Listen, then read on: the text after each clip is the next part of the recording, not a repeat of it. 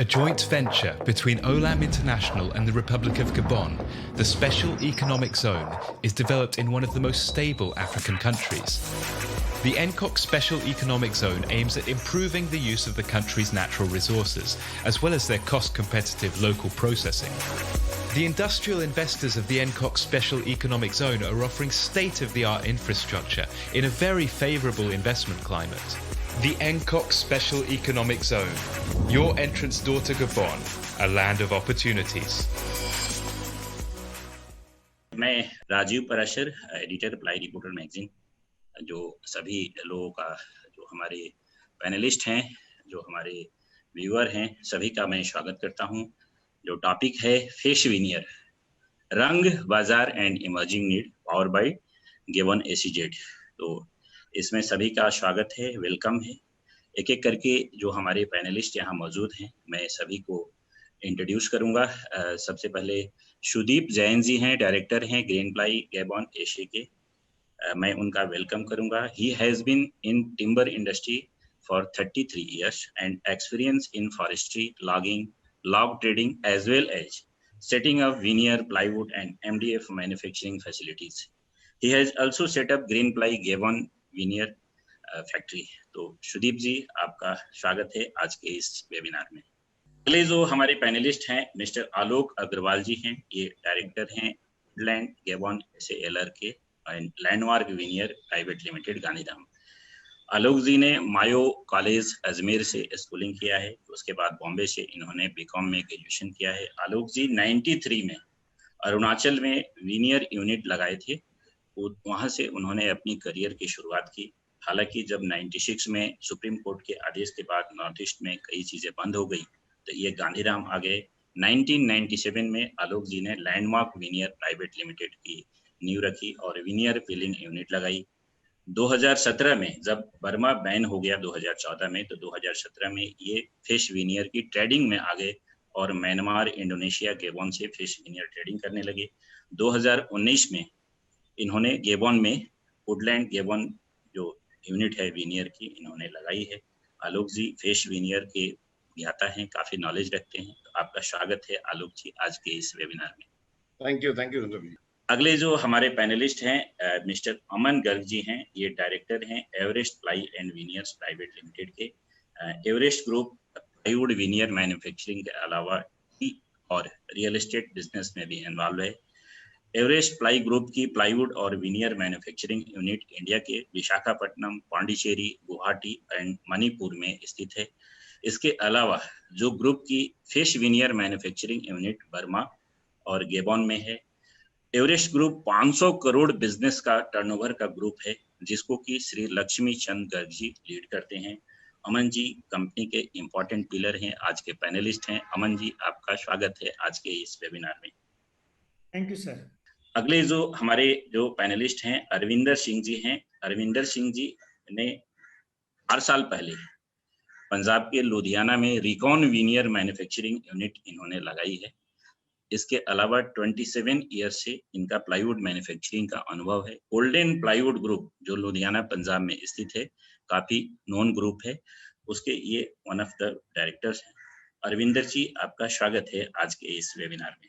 Thank you Rajeev ji for having us here and आपको, प्रगत जी को so many thanks and सारे panelist और आपको नमस्कार। Thank you sir, thank you sir. अगले जो हमारे पैनलिस्ट हैं, काफी एक्टिव रहते हैं यमुनानगर में, मिस्टर संत कवात्रा जी हैं। इनकी जो फिश विनियर ट्रेडिंग बिजनेस त्रिमूर्ति विनियर के नाम से है। 23 ईयर से ये प्लाईवुड मैन्युफैक्चरिंग का इनको अनुभव है। नीलगिरी वुडक्राफ्ट्स और वाल्केनो प्लाईवुड, दो इनकी प्लाईवुड मैन्युफैक्चरिंग यूनिट यमुनानगर में स्थित है। संत जी, आपका स्वागत है आज के इस वेबिनार में। थैंक यू राजीव जी, और सब भाइयों को मैं नमस्कार बोलना चाहूंगा। सबको नमस्कार सर। अगले जो हमारे जो पैनलिस्ट हैं, यंग मैन अनूप अग्रवाल जी, डायरेक्टर हैं Gabon timber industry. Gabon timber industry इनके गैबन में फिश विनियर मैन्युफैक्चरिंग यूनिट है। मर्चेंट एंड सन्स ग्रुप जो इंडिया में काफी नोन 40 साल पुराना ग्रुप है, जो वुड एंड पैनल बिजनेस में इन्वॉल्व है। अनूप जी 3rd जनरेशन एंटरप्रेन्योर हैं फैमिली के। जो इनकी कंपनी है plywood, compact plywood, particle would, fish veneer बनाती है। प्रीमियर प्लाई और जी माइका प्रीलाइम इनके ब्रांड्स हैं। 2017 में इन्होंने गेबन में यूनिट लगाई जो 200 cubic metre capacity per day का यूनिट है। अनूप जी, आपका स्वागत है आज के इस वेबिनार में। अगले जो हमारे पैनलिस्ट हैं, ऐसे तो इस इंडस्ट्री में अभी यंग है लेकिन पुराने बिजनेसमैन हैं, कई इंडस्ट्री सेक्टर में इनका बिजनेस व्यापार है। मिस्टर विवेक अग्रवाल जी टिम्बर वर्क्स के डायरेक्टर हैं। इन्होंने 2016 में गेवन एसीजेड से एग्रीमेंट साइन करके वहां पे विनियर और प्लाईवुड यूनिट लगाने के लिए किया। 2007 में 2017 में इन्होंने फेस विनियर मैन्युफैक्चरिंग चालू की और पूरे इंडिया में फेस विनियर का बिजनेस कर रहे हैं। इसके अलावा कई और जगहों पे एक्सपोर्ट कर रहे हैं। विवेक जी पीएचडी चैम्बर ऑफ कॉमर्स में जो इंटरनेशनल अफेयर कमेटी के को चेयरमैन हैं 2017 से, और 2019 में इन्होंने अफ्रीका का एक इंटरनेशनल अफेयर कमेटी है उसमें एपेक्स नेशनल चैम्बर के ये चेयरमैन हैं। विवेक जी, आपका स्वागत है आज के इस डिस्कशन में। अगले जो हमारे पैनलिस्ट हैं mister Raghav Agarwal, young person हैं, प्रमोटर हैं गेवन विनियर एसएलआर का। गेवन में गेवन विनियर की मैन्युफैक्चरिंग यूनिट है। गांधीधाम में भी इनका टिम्बर का बिजनेस है। 20 साल से पुराना ये ग्रुप है। इनकी गेवन की जो यूनिट है एफएससी सर्टिफाइड है। इससे ये इंडिया के अलावा कई देशों में गेवन से फेस विनियर का एक्सपोर्ट करते हैं। He strongly believes that an experienced workforce, customer relationship, state of art machinery proof instrumental in delivering the best quality at affordable price। तो राघव जी का ये थॉट है, मैंने पढ़ दिया। राघव जी, आपका स्वागत है। Thank you sir. अगले जो हमारे पैनलिस्ट हैं काफी इंपॉर्टेंट है, अच्छे साइंटिस्ट हैं।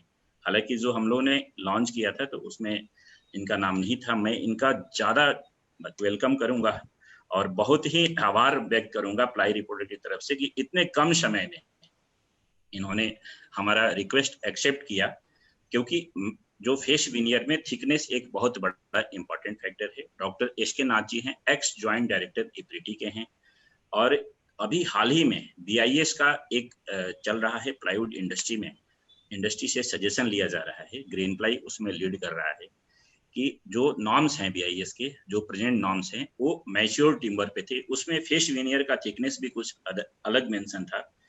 तो इंडस्ट्री का क्या व्यू है, क्या बीआईएस नॉर्म्स चेंज होना चाहिए? तो इस पे डॉक्टर एसके नाथ बहुत अच्छा एक रिपोर्ट तैयार कर रहे हैं जो बीआईएस में ये रखेंगे।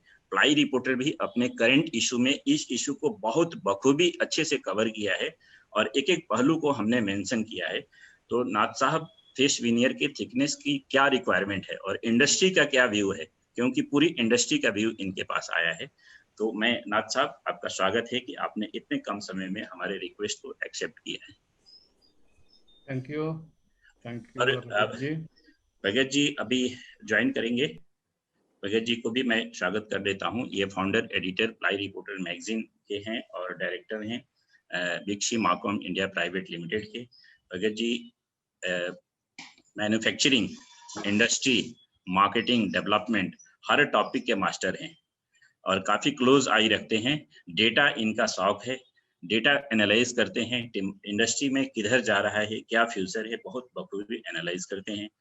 भगत जी बहुत अच्छे सवाल करते हैं, तो भगत जी का मैं स्वागत करूंगा। वो भी अपीयर होंगे बहुत जल्दी इस वेबिनार में। तो अब जो आज के जो स्पॉन्सर हैं, जो powered by brand Gabon special economic zone, उनका मैं प्लाई रिपोर्टर की तरफ से बहुत बहुत धन्यवाद करूंगा। उन्होंने इस कॉज को सपोर्ट किया है। उनका एक छोटा सा ब्रीफ इंट्रोडक्शन है, मैं बताना चाहूंगा। हालांकि गेवन एसीजेड के बारे में सभी लोग अवगत हैं। Gabon special economic zone is a joint venture of government of Gabon, Olam International Limited Singapore, Africa Finance Corporation. Gewan SEZ was conceived with an objective to provide amendable ecosystem and infrastructure to facilitate the secondary and tertiary processing of timber after government of Gabon banned export of raw logs in 2010. Gabon SEZ has developed an SEZ spread over 1,126 hectares, 27 kilometers from the capital city of Libreville, for processing of timber and other natural resources of Gabon. Today, Gabon SEZ has 80 industrial manufacturing unit in production with around 67% unit of wood processing sector. 67% would का share है। और इनका जो gibbon forest resource है इसके बारे में मैं बताना चाहूँगा। अफ्रीका का ये सेकंड हाईएस्ट रिसोर्स है। Gibbon forest covers 22.8 million hectares. इसका मतलब 88% of country's land surface.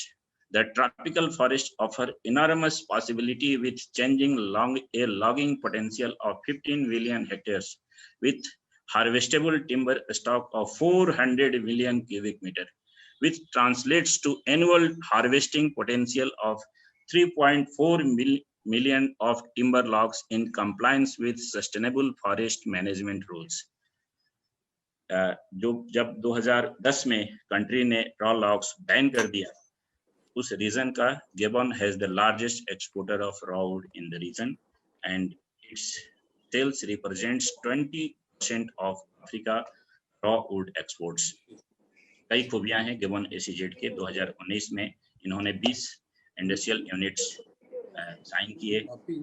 आज के डेट में जो कैपेसिटी है 2.92 lakh cubic metre capacity face veneer की है गिबन में, और जो कि 2018 से कंपेयर किया जाए तो 73% का ग्रोथ है।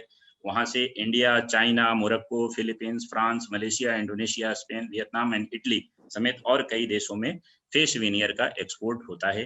इसके अलावा सॉन टिम्बर में भी 77,500 क्यूबिक मीटर सॉन टिम्बर का प्रोडक्शन है। और नए रूप से अभी फिलहाल फिश विनियर के अलावा plywood, finger jointed would panel, door and frame, charcoal, formaldehyde, pharmaceutical and cement, और वहां पे अपॉर्चुनिटी एक्सप्लोर हुई है एसीजेड में। 2019 में इन्होंने 19 यूनिट्स का एग्रीमेंट साइन किया है। तो गिबन एसीजेड को उम्मीद है कि 150 मिलियन यूएस डॉलर का बिजनेस इन्वेस्टमेंट आने वाले टाइम में गिबन में होगा। तो मैं प्लाई रिपोर्टर की तरफ से एक बार फिर गिबन एसीजेड और ओलाम को स्वागत करूंगा। अपनी टेक टीम से मैं आग्रह करूंगा कि एक छोटा सा वीडियो है, बहुत जल्दीबाजी में बना है, उसको टेक टीम चलाएं। Between Olam International and the Republic of Gabon, the Special Economic Zone is developed in one of the most stable African countries. The NCOC Special Economic Zone aims at improving the use of the country's natural resources, as well as their cost-competitive local processing. The industrial investors of the NCOC Special Economic Zone are offering state-of-the-art infrastructure in a very favourable investment climate. The NCOC Special Economic Zone, your entrance door to Gabon, a land of opportunities.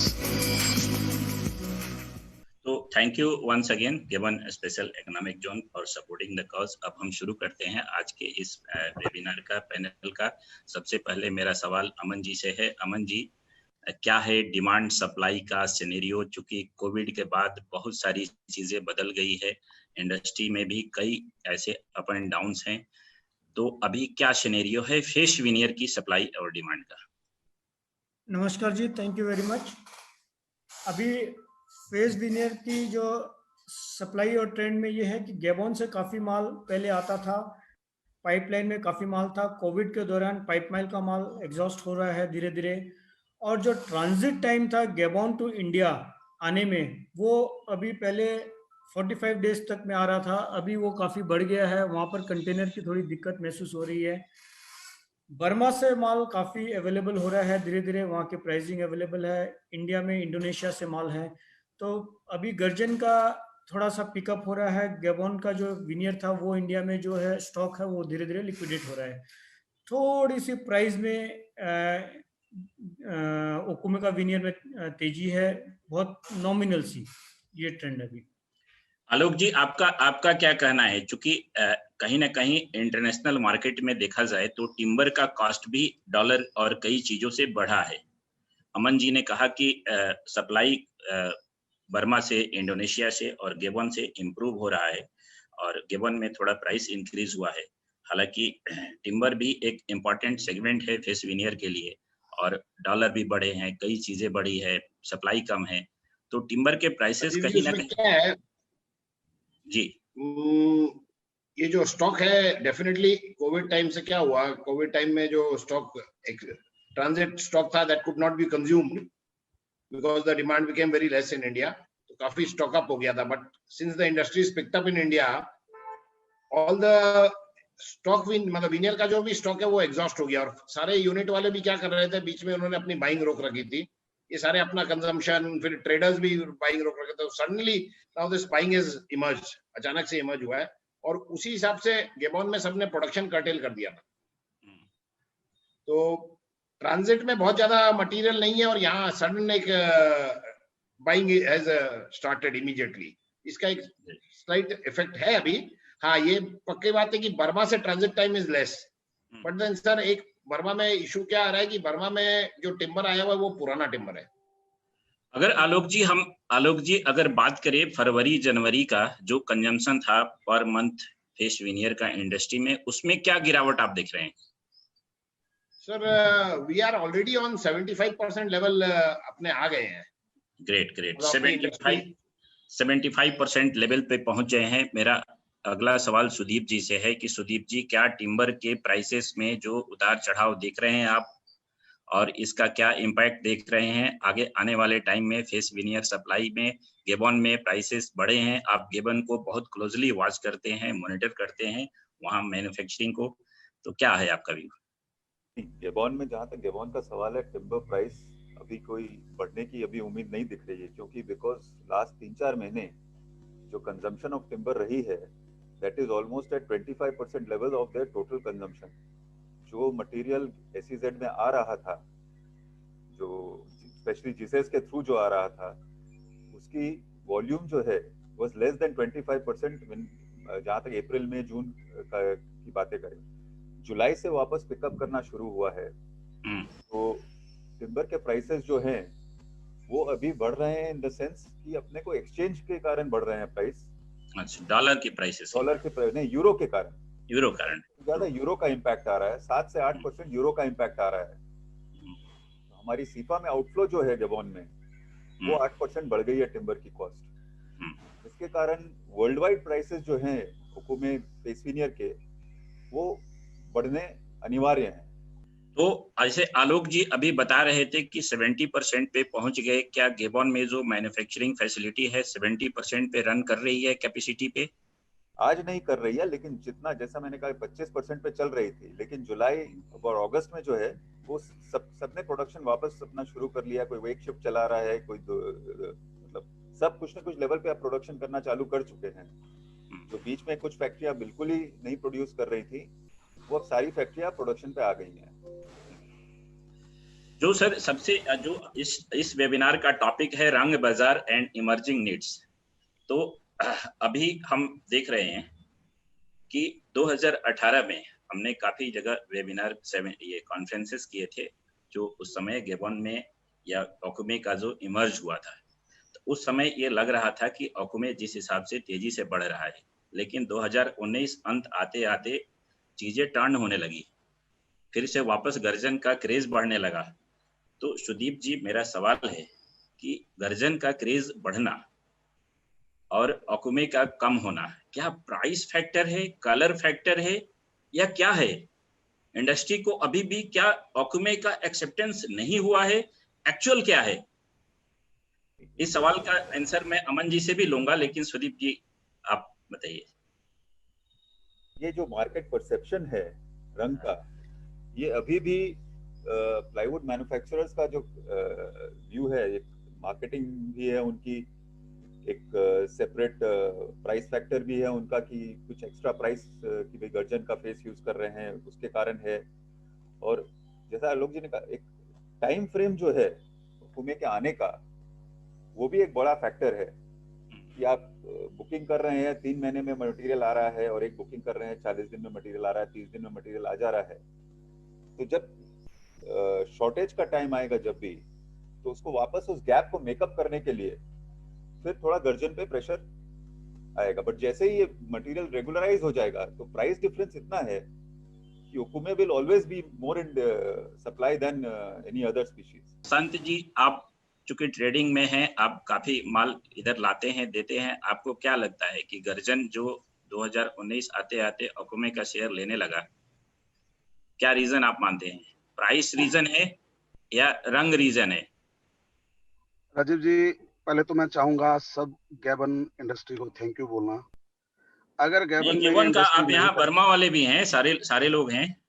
मैं one by one point पे आऊंगा। हाँ, पहले मैं Gabon industry को thank you इसलिए बोलूंगा, Burma है, इंडिया अगर है।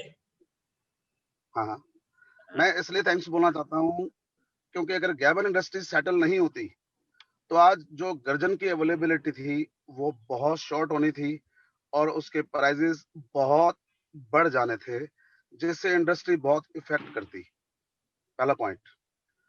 अभी आपने बोला कि उस डिमांड कम क्यों हो गई है। देखो, डिमांड चलनी है प्राइस के हिसाब से। जब अकूमे का प्राइस नीचे हुआ और गर्जन का ऊपर हुआ तो अकूमे में सब लोग कन्वर्ट होने लगे और उसकी एक्सेप्टेबिलिटी मार्केट में है। आज अकूमे का प्राइस बढ़ रहा है और गर्जन का प्राइस बर्मा, इंडोनेशिया सब जगह काफी लेवल में कम हुआ है। फर्स्ट चॉइस हमेशा गर्जन रहना है। जब तक इंडस्ट्री रहेगी गर्जन रहेगा ही रहेगा, जो मेरे अकॉर्डिंग टू मी। अच्छा, जब तक उसका प्राइस नीचे है अकूमे का डिमांड नहीं रहेगा। जो आज ये टाइम आया था, किसी को नहीं मालूम था कि ऐसे कोरोना का टाइम आएगा और सारा कंट्री, सारा वर्ल्ड एक बार बिल्कुल शट डाउन हो जाएगा। स्टॉक रिक्वायरमेंट के हिसाब से लोगों ने परचेज कर रखी थी। आज तक भी वही मटेरियल चल रहा है। मटेरियल खराब होने लगा है, उसका धीरे धीरे प्राइसेस इतने कम कर दिए जा चुके हैं, अकूमे से भी नीचे गर्जन बिक रहा है आज, जो D2 का अगर देखा जाए। अगर आज भी लोग वो यूज करते हैं तो उसकी डिमांड ज्यादा रहती है कंपैरेटिवली अकूमे के। अगर अकूमे के रेट बढ़ाए गए तो गर्जन की एक्सेप्टेबिलिटी 100% वापस कन्वर्ट हो जाएगी।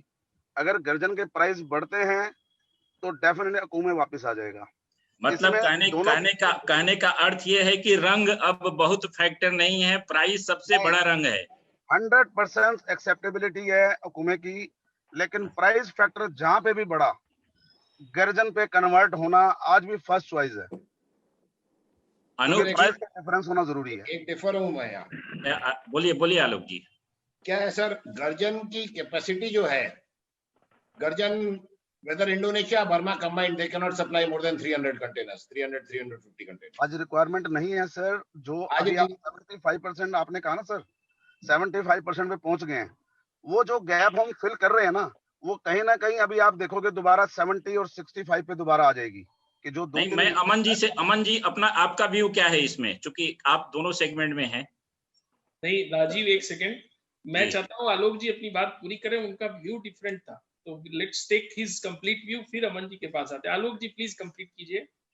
प्रगत जी की अपने गर्जन की जो टोटल कैपेसिटी है, वेदर इंडोनेशिया और वेदर बर्मा, दोनों कंबाइन कर लीजिए, you can not feed more than 300 containers. अगर उससे ज्यादा होएगा तो इंडोनेशिया में जो लॉग्स के प्राइसेस आज हो रखे हैं, लॉगर्स आर मेकिंग लॉस। आज उनके थोड़ा सा भी डिमांड जाएगा तो वो loggers they are not willing to log at this price. Logs के जो लेवल है, प्राइस लेवल, ये this is not sustainable to them. ये जो प्राइस कम हो रखे हैं, ये this has to increase. Correct, very correct. Because आप लॉस में कितने दिन बिजनेस करोगे सर? इंडोनेशिया में आप किसी भी मैन्युफैक्चरर से पूछिए, at this rate it is not workable for them. और बर्मा की जहां तक बात है, आज जो टिम्बर सप्लाई कर रहे हैं, जो रेट पे टिम्बर का काम हुआ है, उसमें Aman ji knows better and century से पूछिए, इनकी फैक्ट्री स्टॉक है अभी D2 के मटेरियल से। D2 का मटेरियल इतना है कि सेंचुरी को 2 महीना बंद करना पड़ा अपना फैक्ट्री। दैट मीन्स कि जो प्राइस लेवल करेंटली संत जी कह रहे हैं कि अगर ये प्राइस से ड्राइव होता है और आज ओकुमे का प्राइस अगर जरा भी बढ़ता है तो ओकुमे नहीं मार्केट ले पाएगा, जबकि आप ये कह रहे हैं कि ये प्राइस बढ़ेगा ही बढ़ेगा। That is what you mean Alok ji? 100% बढ़ेगा सर। आज प्राइस कम है क्योंकि सर गर्जन आया हुआ मार्केट में पड़ा था, पिछले इतने दिनों से माल खराब होने लगा। तो everybody is in a desperate sale mode, क्योंकि वो गर्जन ऑयल छोड़ देता है, सब कुछ होता है, okoume doesn't deteriorate. Very perfect. Now I last Sant ji. हाँ जी, अब रिप्लाई करिए आलोक जी का। सर बिल्कुल आलोक जी ठीक कह रहे हैं, लेकिन सर प्रैक्टिकली आप अभी भी देखिएगा 3 महीने बाद हम दोबारा एक बार कभी इकट्ठे होंगे। सिर्फ प्राइस फैक्टर है, अकूमे का एक्सेप्टेबिलिटी सिर्फ प्राइस के कारण आया था। ये मान लिया, लेकिन यहाँ पर देखिए उन्होंने एक बात कही कि ये प्राइस ये नहीं रहना, इसका मतलब जवाब क्या है?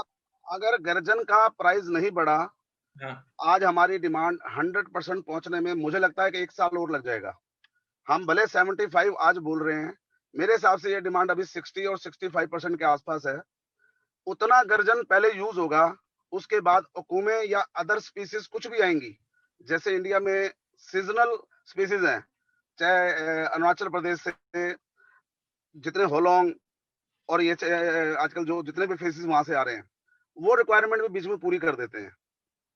ओकुमे और उस स्पीसीज को आप इकट्ठा गिने, जब गैप आएगा, गर्जन जब खत्म होगा तो ओकुमे पे जाएंगे। अगर प्राइस बढ़ गया, आप देखना ओकुमे लास्ट चॉइस पे रहेगा। अभी भी वही पोजीशन है। राजीव, राघव जी कुछ बोलना हाँ, राघव जी कुछ ऐड करना। सर, मैं ये कहना चाह रहा हूँ कि okoume has been a blessing for India. Every manufacturer in India जो भी प्लाई बनाता है, चाहे वो ओकुमे यूज करे या गर्जन यूज करे, उसकी कॉस्टिंग कंट्रोल में सिर्फ इस वजह से है क्योंकि मार्केट में ओकुमे है। देयर आर डे ओकुमे की शॉर्टेज यहाँ पे होगी एंड गर्जन अगर अवेलेबल रहेगा, सीधा प्राइसेस गर्जन के 3-4 रुपए से शूट अप 1 सेकंड में हो जाते हैं। एंड जब भी ऐसा काम होगा तो लोग वापस फिर ओकुमे पे शिफ्ट होना शुरू होंगे। ये दोनों का एक टग वॉर चल रहा है, एक टग ऑफ वॉर है बेसिकली। तो जरा सा भी वीक हो गया, उस सेगमेंट में ये मार्केट शिफ्ट हो जाएगी। ओकुमे के अंदर भी लास्ट ईयर डिप सिर्फ इसी वजह से आया था क्योंकि पॉपुलर के लॉग्स का प्राइस इंक्रीज हो गया था। ऑल टुगेदर ऑल पॉपुलर की प्लाई, सेमी ऑल्टरनेट की प्लाई यमुनानगर में बननी बंद हो गई थी, जिसमें ओकुमे लग रहा था। इस वजह से गर्जन की मार्केट ऑल्टरनेट प्लाई में ज्यादातर लग रही थी, ऑल रेड में लग रही थी। अब वो धीरे धीरे ऑल्टरनेट प्लाई में भी लोग ओकुमे लगाना शुरू कर रहे हैं। ठीक है, एक छोटा सा सवाल लगभग सभी पैनलिस्ट से है।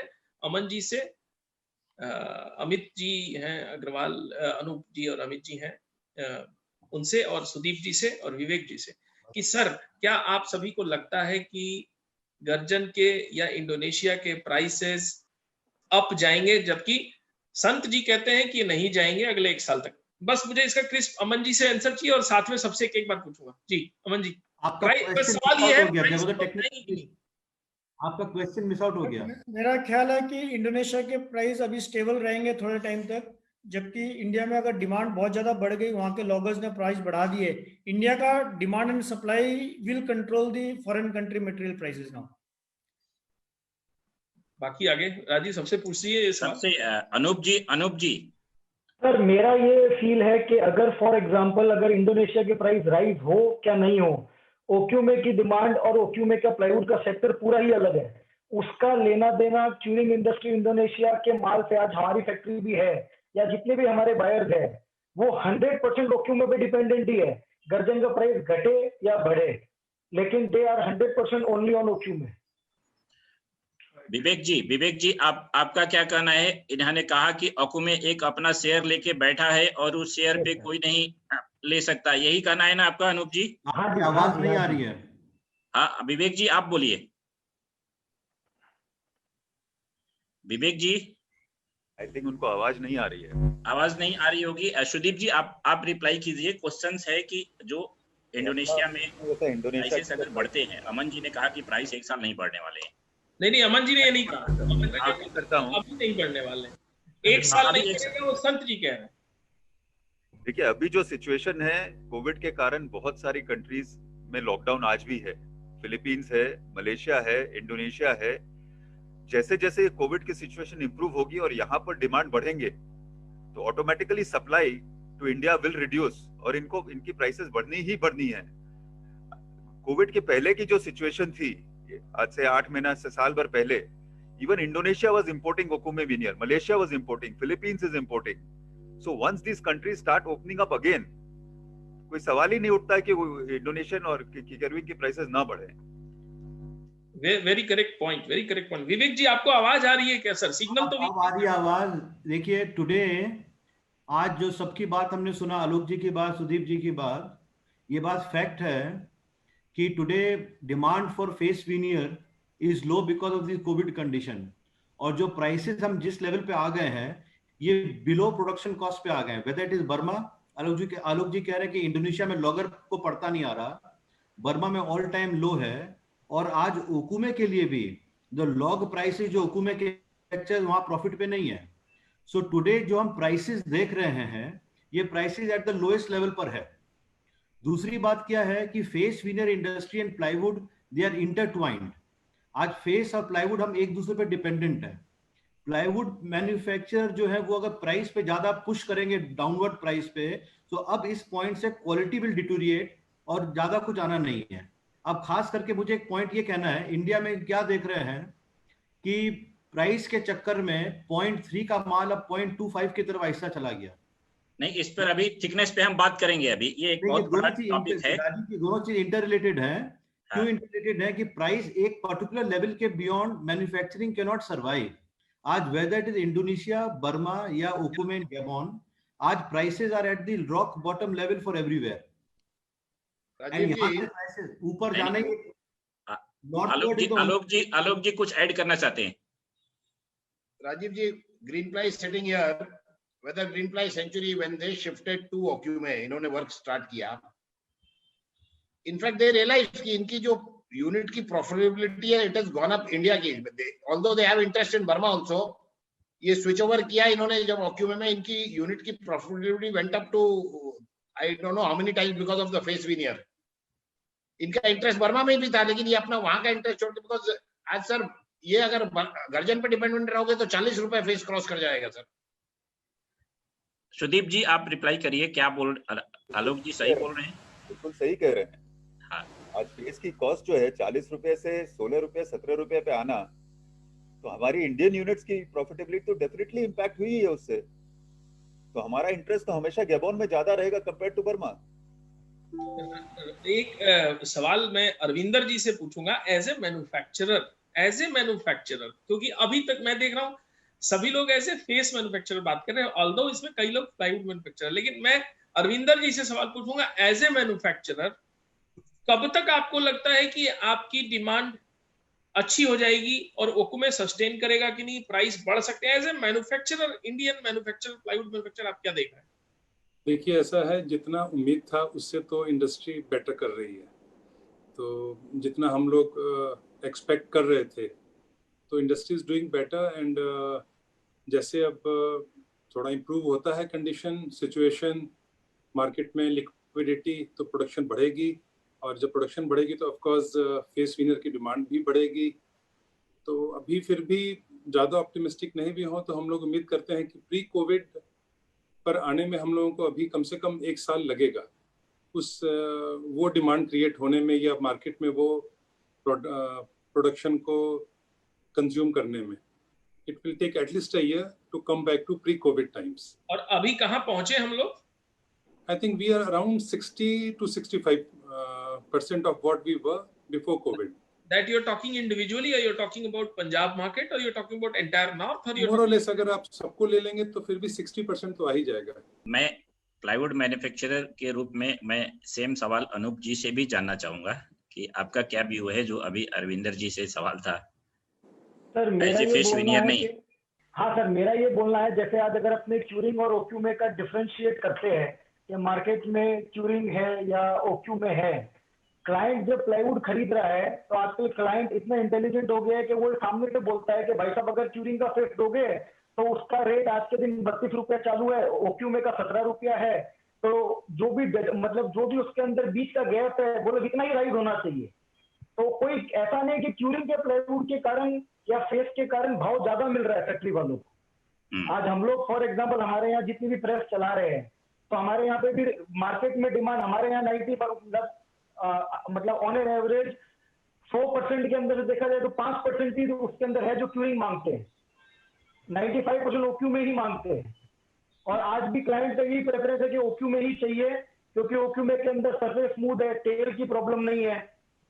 आज हम हमारी फैक्ट्री में जैसे फॉर एग्जांपल इसके अंदर क्यूरिंग पहले स्टॉक किया करते थे, यूज करते थे, 3 महीने में तेल निकल जाना, माल आते आते तेल आ जाना, उस कारण क्वालिटी खराब हो जाना।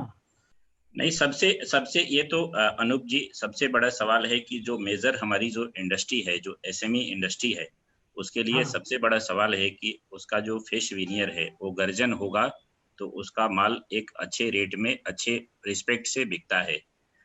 अब ग्रीन प्लाई और सेंचुरी या कई बड़ी कंपनियों ने Rajeev ji here I differ, मैं बताता हूँ अच्छे यूनिट्स आज if you go to good brands they have switched. नहीं, मैं गुड ब्रांड्स की बात नहीं कर रहा हूँ। गुड ब्रांड्स तो एक बात बताइए, जिसका खुद का ब्रांड एस्टैब्लिश है उनसे कोई कस्टमर पूछता ही नहीं आप ओक्यू में लगा रहे हो या गर्जन लगा रहे हो, ये तो जिनका माल नहीं बिकता है या जिनकी ऑर्गेनाइज मार्केटिंग नहीं है, वो अपने माल को बोलते हैं कि साहब हम गर्जन लगा के दे रहे हैं, वो अपने प्राइस, वो गर्जन और ओक्यूमे में प्राइस डिफरेंस रखते हैं फेस विनियर प्लाई के ऊपर में। वही मेरा सवाल है आलोक जी, मेरा वही सवाल है कि ब्रांड जितने हैं, चाहे ग्रीन प्लाई हो और भी कई ब्रांड हैं, उनके ऑनर्स इंटरव्यू में डायरेक्ट बोले हैं, हमने छापा है कि हम 100% ओक्यूमे पे शिफ्ट हो गए हैं और हमें कोई प्राइस घटाने के लिए नहीं बोलता है। लेकिन जो मेजर यूजर है इंडस्ट्री का, जो हमारी एसएमई सेक्टर है, जो यमुना नगर है, यहाँ पे अरविंदर जी हैं, ये भी इसके बारे में बताएंगे। जो मेजर इंडस्ट्री है यमुना नगर, यूपी, पंजाब, ये लोग अभी भी गर्जन के प्रति जो अफेयर है, उस अफेयर को कैसे कम करेंगे? वो अफेयर जाने वाला नहीं है। अमन जी आप आंसर करिए। सर, इसमें दो सेगमेंट ऑफ इंडस्ट्री है। हाँ। एक तो बड़ी ऊंचे तगमे पे है जहां ग्रीन, सेंचुरी और अच्छी ब्रांड है, उनके लिए अब ओक्यूमे और गर्जन का ज्यादा डिफरेंशिएट नहीं है, उनका अपने आप में ब्रांड बिकता है। जो मिक्स सेगमेंट की जो इंडस्ट्रियां हैं, ठीक है, उन सेगमेंट में उन लोगों को डिफरेंशिएट, अपने आप को बड़ा बनाने के लिए, वो डिफरेंशिएट करने के लिए बोलना पड़ता है कि हमें गर्जन का फेस यूज कर रहे हैं। आप देखेंगे एडवर्टाइजमेंट में आजकल फुल गर्जन फेस बोल के काफी लोग एडवर्टाइज भी कर रहे हैं। तो उसका एडवांटेज यही है कि जो भी प्राइस गैप है उनको 2-3-5 रुपए का वो गर्जन फेस पे उनको आज भी इनकैश होता है। और जहां लो प्राइस वॉल्यूम का मार्केट है, वहां पर जहां गर्जन का D2 D3 का फेस था, वहां पर उस कंपैरिजन में ओक्यूमे का फेस 100% टेक ओवर कर लिया है। तो गर्जन का जो डाउनग्रेड मटेरियल है वो बेचने में बहुत दिक्कत है। ओक्यूमे जहां 15-16 रुपया में आज माल अवेलेबल है, गर्जन का D2 D3 जहां 12-15 रुपया में फेस है, तो वो नहीं बिकेगा, ओक्यूमे जल्दी आएगा। तो ये डिफरेंस आ गया। मतलब अच्छी क्वालिटी, अच्छा ब्रांड में गर्जन चाहिए। यहाँ पर संत जी से सवाल है कि जो आप कह रहे हो और जो बाकी हुआ, सर ये एक डिफरेंस ओपिनियन हर जगह है, वो होना भी चाहिए। लेकिन मैं भी प्लाईवुड मुझे भी सेल करनी है। अगर आप कुछ कंपनीज की बात करें कि ग्रीन, सेंचुरी, ड्यूरो या और ऐसी कंपनियां जिन्होंने गर्जन को प्रमोट ना करके ओक्यूमे को प्रमोट किया, जो उन्होंने प्राइस बढ़ाने चाहिए थे उन्होंने प्राइस ना बढ़ा के उसको ओक्यूमे में ले आए। उनकी एक्सेप्टेबिलिटी होनी है, उनकी एक सेट मार्केट है, प्रोजेक्ट मार्केट उनकी सेट है। जो अगर हम बात करें यूपी मार्केट की या यमुनानगर मार्केट की या पंजाब मार्केट की, वहां पे 100% ओक्यूमे और गर्जन के प्राइसेस में डिफरेंस है, कम से कम 2 रुपए का।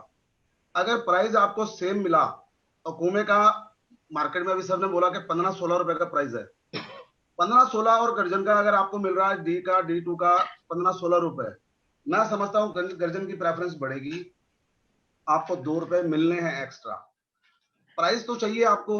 अगर आपको गर्जन सेम प्राइस लगा के 2 रुपए फालतू मिल रहे हैं, तो सर एक पंजाब, हरियाणा, यूपी तो मैं सोचूंगा गर्जन ही प्रेफर करेगी। आज 16 रुपए पे कौन सा ओक्यूमे मिल रहा है? आज ट्रेडर को भी सीधा दिया जा रहा है, सेम प्राइस पे आज फैक्ट्री को दिया जा रहा है। धीरे धीरे ट्रेडर उसमें से निकल जाएंगे, ओक्यूमे नहीं बेच पाएंगे, क्योंकि फेस विनियर इंडस्ट्री बिना ट्रेडर के नहीं चलती थी। ओक्यूमे आज डायरेक्ट सेलिंग कर रहा है। अगर वो डायरेक्ट सेलिंग करता है और ट्रेडर के बराबर के रेट उनको ऑफर करेंगे, आप सर फिर देख लेना, गर्जन हमेशा फर्स्ट प्रेफरेंस में रहेगा जब तक प्राइस का डिफरेंस नहीं होगा। गर्जन खत्म होने के बाद ओक्यूमे चलना है, या आज सिवाय उन 8 कंपनियों को छोड़ दो, ग्रीन, सेंचुरी, फिर बोलूंगा ऐसी कंपनियां जिनको प्राइस ना बढ़ा के उन्होंने ओक्यूमे डाल दिया, उनके प्राइस कहीं ना कहीं कंपनसेट हो गया, उनको प्राइस बढ़ा हुआ ही मिल गया। हमारे प्राइस चलते हैं लास्ट बॉटम पे, हमें फाइट करना है अपनी क्वालिटी को भी, प्राइस को भी। अगर मेरे को सेम प्राइस में गर्जन लगा के प्राइस फालतू मिलेगा, मैं प्रेफर गर्जन करूंगा, मैं ओक्यूमे नहीं करूंगा। अगर ऐसे हमारे साथ प्लाईवुड के अगर जुड़े होंगे और प्लाईवुड से क्वेश्चन किया जाए, मेरा आंसर आपको सेम प्लाईवुड इंडस्ट्री से मिलेगा। कहने का तात्पर्य ये है कि कहीं ना कहीं फेस की प्राइस जो है एक सबसे बड़ा इम्पोर्टेंट फैक्टर है, और trader because to price only. और ये पहले थैंक्स बोला था, अगर ओक्यूमे नहीं आता तो आज वो प्राइस होते गर्जन के, शायद इंडस्ट्री चलाना आसान नहीं होता।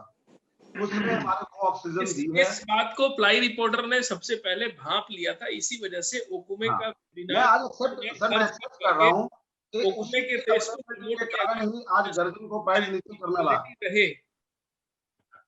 और अमन जी कुछ कह रहे हैं, लेकिन मैं वापस सवाल को क्रिस्प करना चाहता हूं कि अगर गर्जन के प्राइसेस अगले 4 महीने में नहीं बढ़ते हैं तो क्या ओकुमे की वापस दोबारा उसी तरह से जोरदार एंट्री रहेगी या नहीं? आलोक जी। रहने वाली है सर, क्योंकि you are not comparing apple to apple sir. आप गर्जन में आप कंपेयर कर रहे हो D2 और D ग्रेड की प्राइसेस को, और ओक्यूमे में आप बेस्ट ग्रेड को कंपेयर कर रहे हो सर। प्राइस 15-16 रुपए में ओक्यूमे का CD ग्रेड जो सबसे बढ़िया ग्रेड मिल रहा है, और आप गर्जन कंपेरिजन कर रहे हो सर D ग्रेड से। तो अब तक के आज के वेबिनार के टेकअवे में एक बात बड़ी स्पष्ट है कि जो संत जी भी कह रहे हैं और बाकी पैनलिस्ट भी कह रहे हैं कि price is a driving factor, but price will not drive when quality will come in. अगर थिकनेस अच्छी है, किसी को अच्छी क्वालिटी चाहिए, तो सिर्फ रंग के ऊपर नहीं जाएगा, वो ओकुमे भी प्रीफर करेगा या ओकुमे ही प्रीफर करेगा। That is what people are converting. Is there any version on it? रगत जी, एक क्वेश्चन आपको ये, can I intervene with a question? हाँ बोलिए। The question you should ask is कि आज गर्जन जो प्रेफरेंस है, is it a perception based preference और technically it is superior to ओकुमे?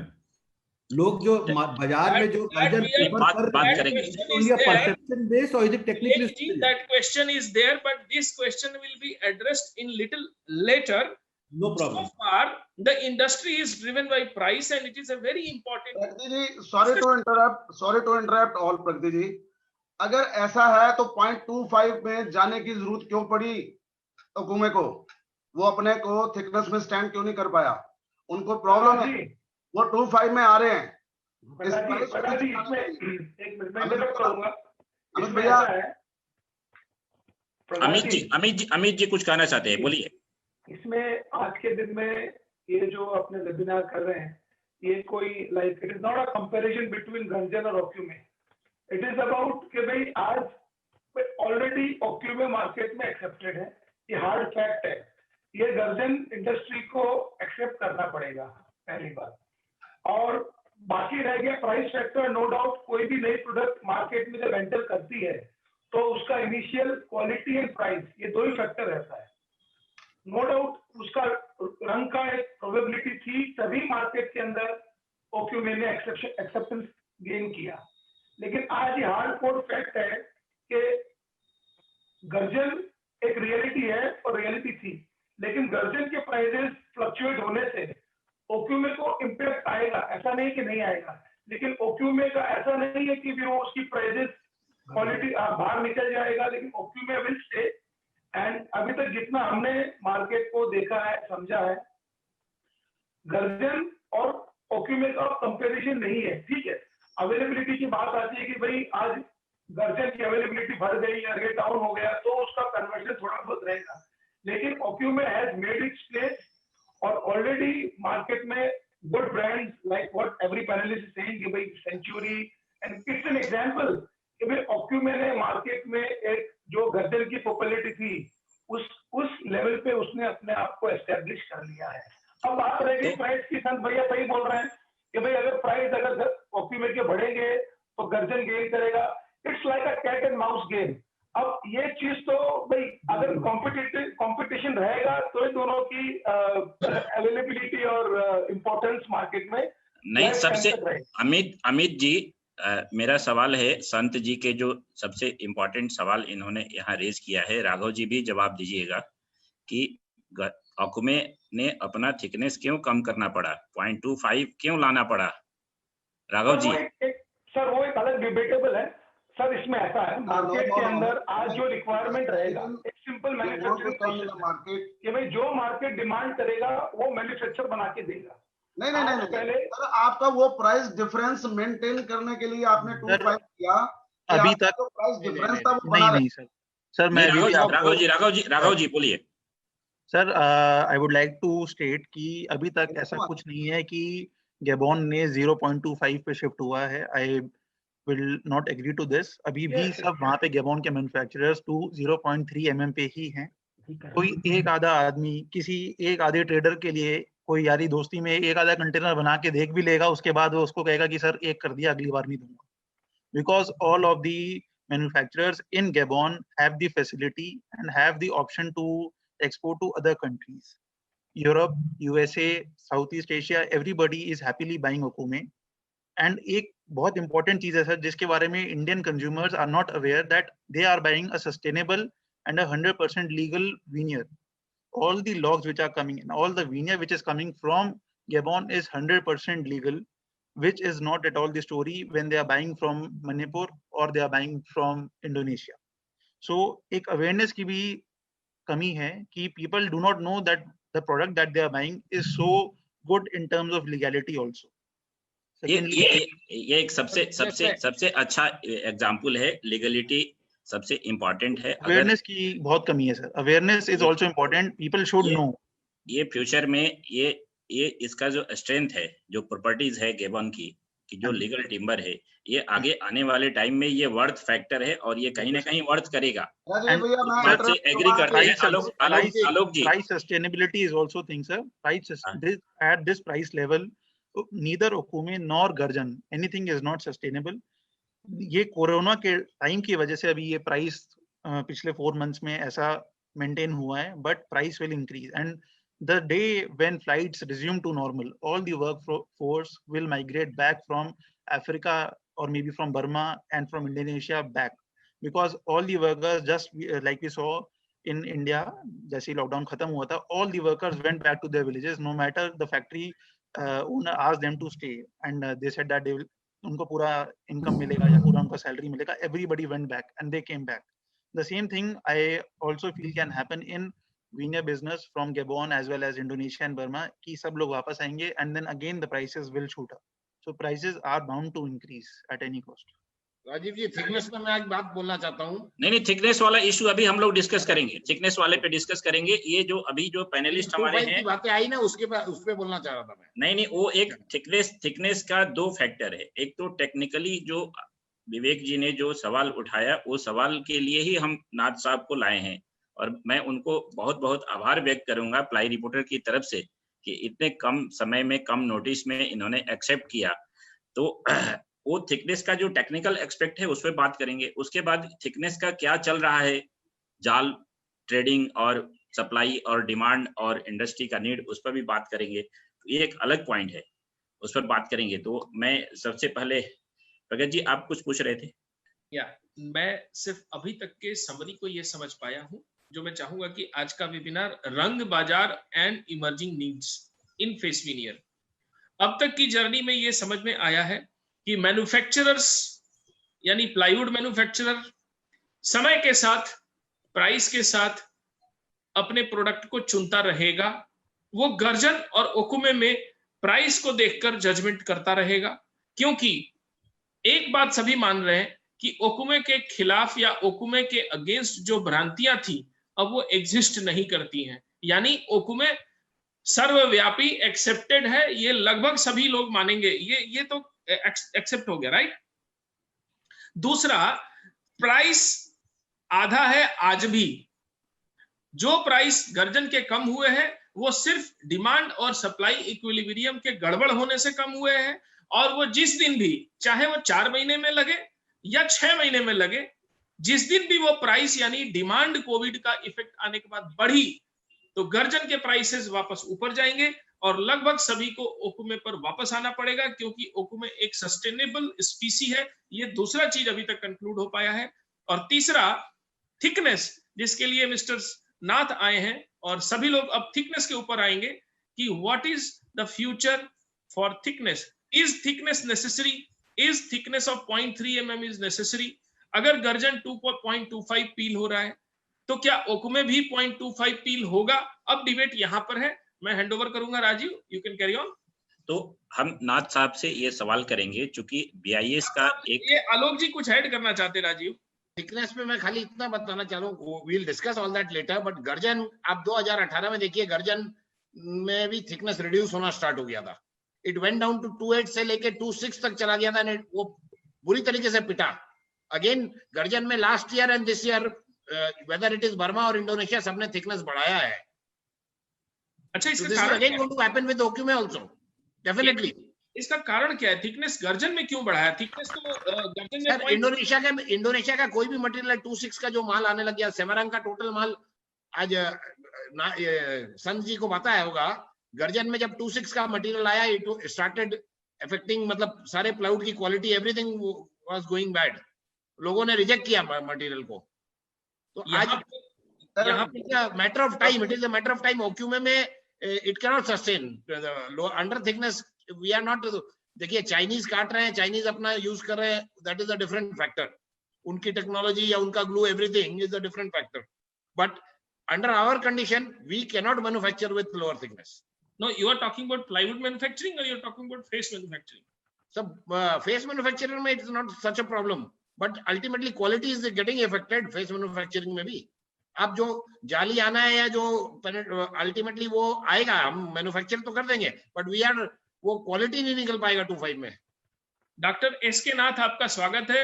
मैं प्रगत द्विवेदी आपको नमन करता हूं, प्रणाम करता हूं। पहले ये बताइए कि क्या ओकुमे की जो थिकनेस है और गर्जन की जो थिकनेस है, इनका आपस में स्पीसी के बनावट वाइज, स्पीसी की हर टिम्बर स्पीसी की अपनी एक स्ट्रक्चर होता है, अपना एक ग्रेन स्ट्रक्चर होता है, डेंसिटी होती है। उस हिसाब से स्पष्ट करें वैज्ञानिक तरीके से कि क्या 0.25 थिकनेस इंडियन प्लाईवुड मैन्युफैक्चरिंग के लिए उपयुक्त है, चाहे वो कोई भी स्पीसी हो। देखिए, so long I was listening to everybody, the entire concentration on the discussion was price and availability. I felt at the very so long that I am the odd one. No, anyway, thank you. Now we are coming thank to you. technical part. Thank you. Yeah. Agrawal ji, I am a part of plywood only. Last 43 years I am associated. So at the last phase of life, definitely I can say that I am not in plywood. 43 years is my experience with plywood. Anyway, look at the quality and thickness of the face is concerned. I tell you one thing with my 43 years experience with the plywood. I was talking a very senior person on a plywood one day and sincerely I asked him, tell me from your heart and with your experience and looking into the industry in India, what is the importance of quality as a industry frontliner? Do you give financially importance in plywood manufacture? What is our role in percentage? The simple answer was less than 1%. Unfortunate. Nobody asks for the competence of a manufacturer when he is given a license in India. This is my experience. I'm not going to just abuse anybody, but this is the status. Now coming to the face veneer and the quality of the plywood. The plywood and face, thickness of the face especially, whatever may be the quality, whether it was Holong at one time in Assam and whole India was using it, then came Garjan, then came Kerwin, okay? The entire thing depends on prices, starting from 1.2 thickness of the face, it has come down to 0.3 as the very standard face thickness, and even 0.25 I have seen many factories for making commercial plywood. If you go to the quality of the plywood, to define strength of plywood depends on face veneer. One is the glue shear strength with the face and the core veneer and the bending strength. If the face veneer is less than 1 mm, 0.6 or below, especially, the actual strength goes down by 33% depending upon the veneer, face veneer thickness. You're talking about the strength of the standard. Yeah, I'm talking about the comparing with the BIS standard.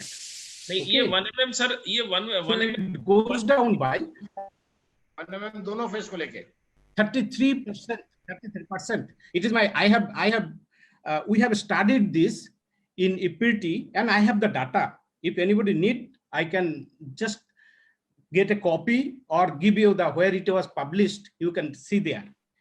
And the bending strength, even by using the Holong phase, the best so far available in India, it goes by about 20 to 25% if the phase veneer is just below 1 mm. This is the study report we have done in.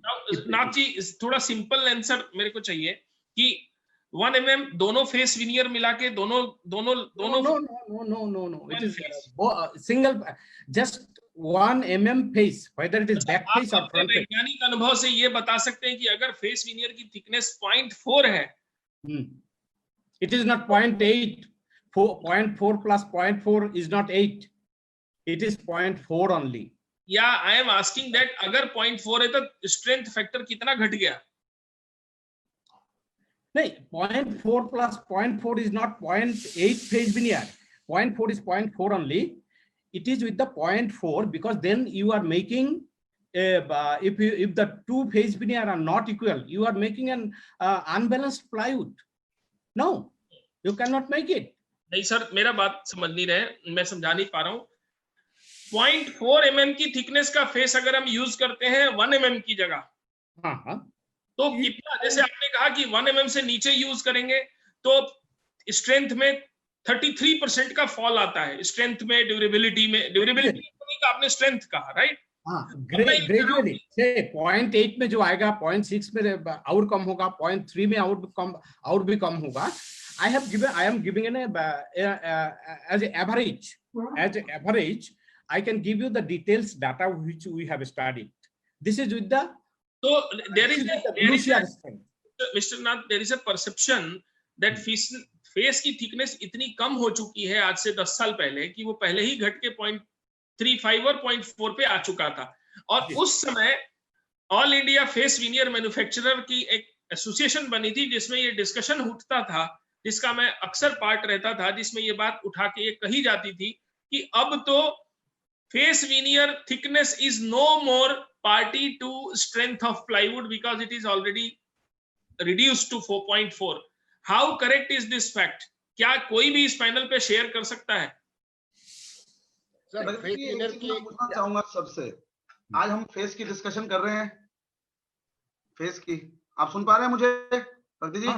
हाँ जी sir, अगर BIS कोई भी licence देने से पहले हम पहले 0.5 का फेस लाते थे, अपनी प्लाईवुड बनवाते थे, तो BIS हमारे को सर्टिफाई करता था IS ब्रांड अपना।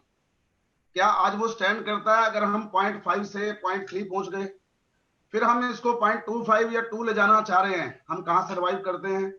आज हम बात कर रहे हैं फेस विनियर ओकुमे चलना है कि गर्जन चलना है। गर्जन में 6 ग्रेड आ चुके हैं, ओकुमे में सिर्फ अभी भी 2 ग्रेड हैं, एक CD ग्रेड और एक D2। प्राइस फैक्टर इसलिए चल रहा है 2.5, इसलिए उनको लाना पड़ा कि वो डिफरेंस उनको मेंटेन करना पड़ेगा गर्जन में, जब तक उनका माल नहीं बिकेगा। जहां तक राघव जी ने बात की थी अवेयरनेस की, क्या आज अच्छी प्लाईवुड के लिए A ग्रेड का फेस 40 रुपए वाला की रिक्वायरमेंट ज्यादा है, या मैं D2 का ओकुमे लगा दूं, उसमें स्ट्रेंथ में कोई फर्क आएगा? अवेयरनेस तो मार्केट में है ही नहीं। आपको नीचे से नीचे फेस लगा के प्राइस कम करके देना है, फेस ना भी लगाएं तो भी प्लाईवुड की प्रॉपर्टी में फर्क नहीं पड़ता। बट सिर्फ इंडिया ऐसी मार्केट है जहां हमें A ग्रेड का फेस चाहिए। बाकी कंट्रीज आप देख लीजिए, कहीं एक साइड फेस लगता है, कहीं फेस लगता नहीं, और D3 का भी फेस लगा दे तो भी प्रॉपर्टी वही रहती है। एक सेकंड यहाँ पे सर जी यहाँ रुकना पड़ेगा। मिस्टर SK नाथ सर, मैं एक बात बताओ, it is with the manufacturer. आज 70 years 75 years प्लाईवुड का इंडिया में हो, from teachers to now highest brand, highest grade plywood you can manufacture. You are simply pampering the consumer for a good looking face. You have seen Europe. Yes. My question is little different. Pampering. It is your fault, and for your fault. Mr. Nath, my question. Let me tell you. Let me just clear this point. But the question, Mr. Nath, you have to listen the question first. What I am saying is, क्या क्या 1 mm के face के use करने से strength अच्छा था, 0.8 आ गया तो स्ट्रेंथ थोड़ा घट गया, 0.4 आया तो और घट गया। अब मुझे यस मिस्टर नाथ बताइए कि क्या 0.4 का फेस स्ट्रेंथ को ऐड करता था कि नहीं? मेरा बस सवाल इतना ही है, मेरा सवाल सिर्फ इतना ही है। It adds lower, see, every phase, even if you use 0.1, it has some strength, 1/10 of 1, 1/10 of 1. Okay, it proportionately it will add. You cannot say 0. No, 1/10 of 1. Now my question to you is, if 0.4 mm thickness face veneer is adding some strength to plywood, that means 0.3 mm is also adding something, right? Definitely.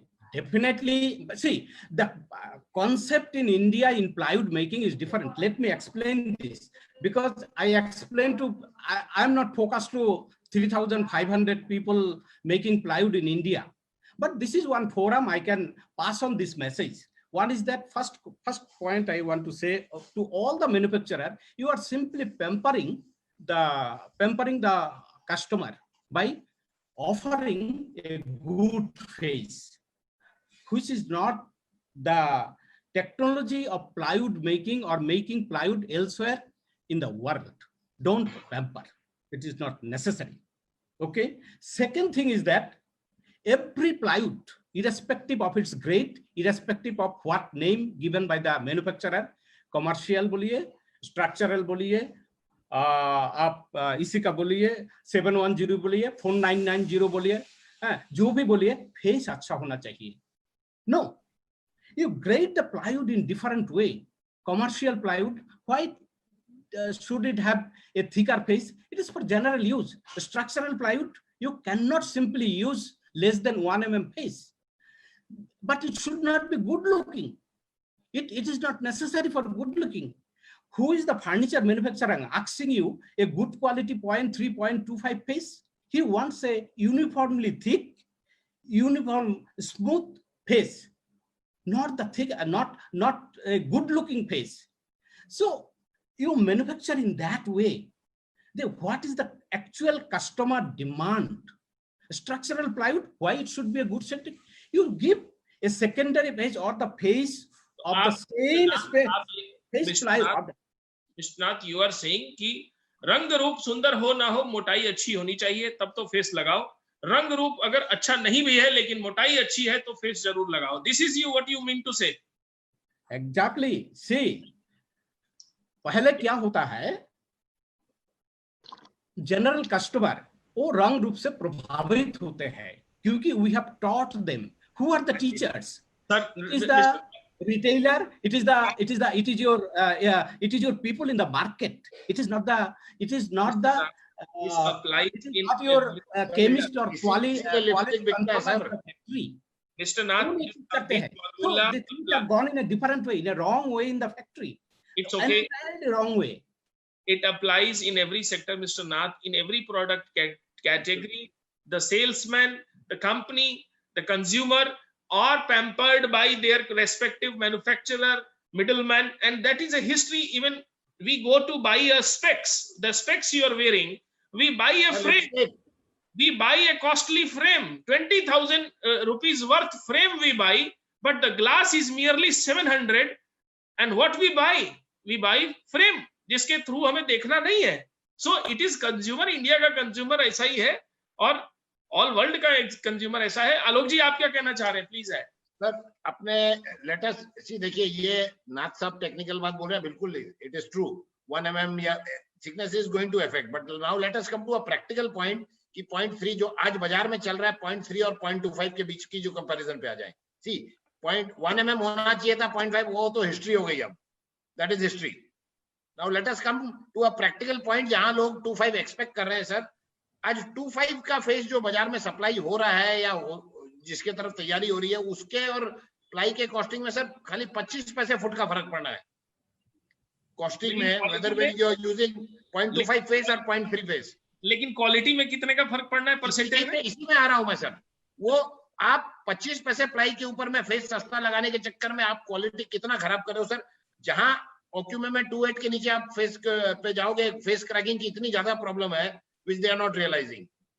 Glue penetration की इतनी problem है, लोग बोलते हैं कि mat ply बनने लगा है। सर मैट प्लाई जो भी कंपनियां बना रही हैं, अच्छी कंपनियां, वो as it is they are going to put अच्छे फेस लगाएंगे, अच्छे थिकनेस के। आप सेंचुरी लगा रही है, कोई भी बड़ी कंपनी जो आज मैट प्लाई बना के भी बना रहे हैं, you ask them, they are not ready to accept 25। ये कॉस्टिंग के चक्कर में लोग लगाना ट्राई कर रहे हैं 25, दिस इज अ ट्रायल में पीरियड, एंड ये चाइनीज प्रमोट कर रहे हैं बिकॉज उनकी स्पेशलाइजेशन है इसमें, एंड वो उसमें से बढ़िया ग्रेड को निकाल के वो अपने चाइना ले जाते हैं, and India is a dumping ground for them for this thickness. सबसे पहले तो मेरा अनुरोध है the intervention of Chinese factory from Gabon is it's a huge pressure on Indian market because they are rigorously trying to supply 0.25 from the Chinese factory in India. Why? There is a reason, because they are selling their A grade, उसमें से grading करके वो A grade को निकाल के China ले जा रहे हैं, which they are selling for $1,000 a CBM। और इंडिया में जो बचा कुचा जो डंप हो रहा है वो आज एक बात बहुत इंडस्ट्री का मंथन हुआ है। द पॉइंट इज, चलो जो भी सप्लाई हो रहा है, द पॉइंट इज कि अपनी प्लाई को आप 25 पैसे के लिए आप अपनी प्लाई को कितना खराब क्वालिटी में ले जा रहे हो। और इसके अलावा मैं एक बात अब दोबारा ऐड करूंगा कि बात 25 पैसे की ही नहीं है और बात प्लाई खराब करने की भी नहीं है। अब आप आज के माहौल में तो मैं ये कहूंगा कि देश बचाइए, उनसे खरीदना ही बंद कीजिए। बस मैं ये जानबूझ के ऐड कर रहा हूँ, openly add. Definitely a factor, that factor is always there sir. वो तो आप डेटा उठाओगे, 1200 कंटेनर जो इंडिया में आता था, आज उसमें 200 कंटेनर अदर स्पीसीज था, PQ, PLB, everything that is getting washed away. वो तो सर एक लहर जो आएगा, and it is a very genuine thing, अपने को सपोर्ट करना ही चाहिए इंडियंस को, but let us leave that aside, late us come to commercial part only.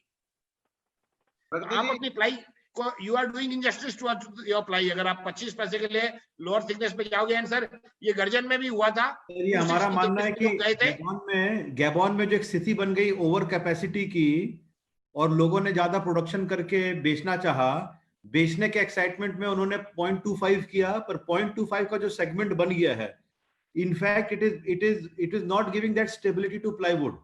Plywood ये चलने का है ही नहीं, बट प्राइस कंसिडरेशन पे मंदे का दौर था, ये वापस आएगा, it is a matter of time. Sudeep ji आपका क्या व्यू है? सुदीप जी आपका क्या व्यू है?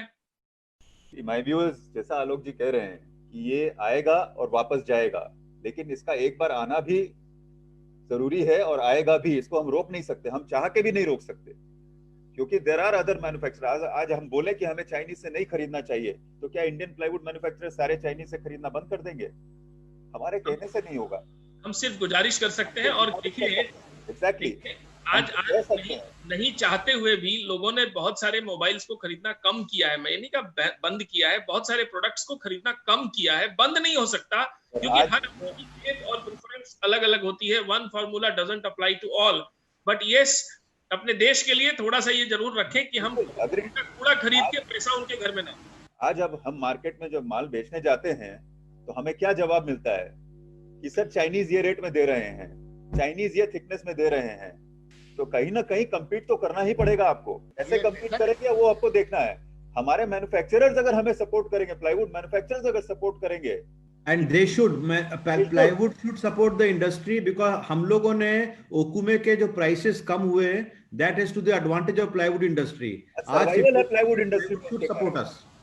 इसके कारण सर मैं इसमें ये ऐड करना चाहता हूँ कि 0.25 के लिए प्लाईवुड मैन्युफैक्चरर्स नहीं पुश कर रहे हैं। जो 0.25 mm की डिमांड आती है वो सिर्फ प्लाईवुड के ट्रेडर्स, ये फेस विनियर के ट्रेडर्स की तरफ से आती है, और इसी वजह से फेस विनियर के ट्रेडर्स को गेमोन की फैक्ट्रीज ने बाईपास करके डायरेक्ट फैक्ट्रीज को भी देना शुरू करना पड़ रहा है। एक नया मुद्दा ये ट्रेडर्स थोड़ा प्रमोट करते हैं, वो 0.3 भी मंगाएंगे, 0.25 भी मंगाएंगे। राघव जी आप कह रहे हो कि ट्रेडर्स अनस्क्रूपलस हो गए, वो 0.25 मंगा के मिक्स करके माल बेच रहे ट्रेडर्स।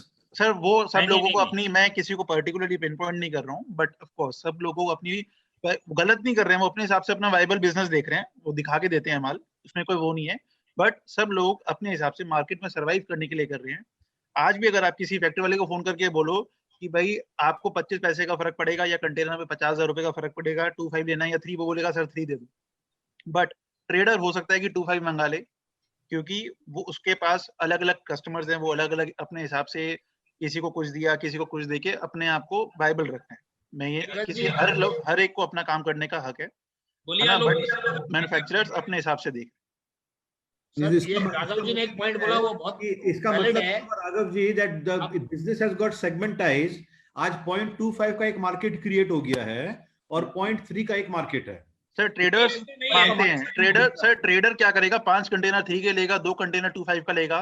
मैं संत सर से भी पूछूंगा, अगर आप अपनी फैक्ट्री में माल लगा रहे हैं आप 0.3 का ही लगा रहे होंगे, बट आप ट्रेडिंग करेंगे तो 2.5 की करेंगे। ऐसा मैं आइडिया लगा सकता हूँ। ट्रेडर मेरे पास जैसे 2-3 ट्रेडर्स हैं सर, वो लोग हमसे 2.5 मांगते हैं और अपनी फैक्ट्री के लिए 3 लेते हैं। नहीं सर, ये इसको हम कंक्लूड नहीं कर पाएंगे कभी भी, उसका रीजन है।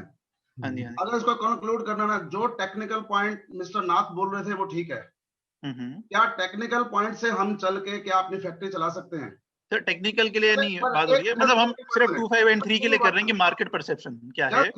Every conclude everything. आज जो मार्केट जो ड्राइव कर रहा है ना, वो प्लाईवुड ट्रेडर ड्राइव कर रहा है। आज फेस विनियर दे के वो प्लाईवुड बनवाना चाहता है। आज वो बोलेगा कि आपकी प्लाईवुड का क्या रेट है, सपोज मैंने कुछ भी रेट बोल दिया 40 रुपीज, आप कौन सा फेस यूज कर रहे हैं, 0.3 का कर रहा हूं, ये प्राइस पे आता है कि मैं आपको फेस देता हूं, आप मेरा फेस मेरे को लगा दीजिए। एक उसने लाख रुपए उसमें कमा दिया और हमारी क्वालिटी को नीचे ले गया। एक बोलता है एमआर का माल बना के दे दो, मैं पीएम में बेचूंगा। एक आप क्वालिटी गिरा के बेच दो, मैं आईएसए लगा के बेचूंगा। आज हमारी प्लाईवुड की कोई एथिक या कोई क्वालिटी वाइज कुछ नहीं रह गया, सिर्फ माल बेचना है। उसमें अगर फेस विनर वाले 2.5 कर रहे हैं, आगे 2 भी कर देंगे, वो भी गलत नहीं है। फर्क आएगा। आज का हमारा मुद्दा था सिर्फ फेस का। अगर इस जो मैंने पॉइंट अभी बोले ना, उसको ध्यान से सुनो। आपके हाथ में मार्केट नहीं है, मेरे हाथ में नहीं है। मैं अपने प्लाईवुड जो मेरे होलसेलर हैं उनके हाथ में खेल रहा हूं। अगर अपने ब्रांड से ही हम बेचते रहेंगे तो हम अपनी क्वालिटी को 0.3 गर्जन ओकुमे या अपने हिसाब से ले जा सकते हैं। अगर हम अपने प्लाईवुड ट्रेडर पे खेलेंगे तो हमें 0.2 पे भी जाना पड़ेगा। पैसे की जगह उनसे सिर्फ फेस लेना पड़ेगा। और आप जितना फेस विनर में नीचे जाओगे, आपका उसमें कोई फॉल्ट नहीं है, आपको भी अपना इंडस्ट्री चलानी है। फर्क इतना है कि आपको ओकुमे बिकेगा कि गर्जन। अगर प्राइस में डिफरेंस नहीं रहा तो वो गर्जन बिकेगा और गर्जन बिकेगा। आप भी देख लेना, मैं भी यहीं पे हूँ, आप भी देख लेना। गर्जन की अवेलेबिलिटी नहीं रहेगी ना। ओकुमे मैन्युफैक्चरर बिल्कुल नहीं चाहता कि उसका, आपके हाथ में नहीं है। सर हम लोग ये चाहते भी नहीं है कि हमारा फेस गर्जन से ऊपर बिके। हम लोग ये चाहते भी नहीं है कि हमारा फेस गर्जन से ऊपर में बिके। आपकी थिकनेस यूरोप आपसे 1 mm मांगता है, क्या आप इंडिया बेच सकते हैं? नहीं बेच सकते। वो 1 ग्रेड मांगता है, 1 ग्रेड हम लेते हैं आपसे। आदरणीय संत जी, आपने कंक्लूजन के नाम पर 2 बातें बताई हैं। एक, मैं ट्रेडरों, मैं मतलब पूरी इंडस्ट्री जो है, जो मीडियोकर इंडस्ट्री है प्लाईवुड की, मजबूर है ट्रेडर्स के हाथों, प्लाईवुड ट्रेडर के हाथों। दूसरा बताया कि अगर प्राइस कम रहेगा तो ओकुमे बिकेगा। ये मैसेज यहाँ पर मैन्युफैक्चरिंग सेगमेंट की तरफ से सभी ओकुमे मैन्युफैक्चरर को है, ट्रेडरों को भी है प्लाईवुड के, कि वो अगर अपने ट्रेडिंग के बिजनेस को भी लॉन्गिविटी में देखना चाहते हैं तो इंडस्ट्री को बेहतर क्वालिटी के लिए प्रमोट करें, ना कि लोअर प्राइस के लिए। अगर सर आप देखना सर, अभी जो अगर क्वालिटी पे जाते हैं, क्या केरल का माल एक्सेप्ट होता? क्या आज राजस्थान की अर्दू एक्सेप्ट होती? संत जी एक सेकंड दीजिए।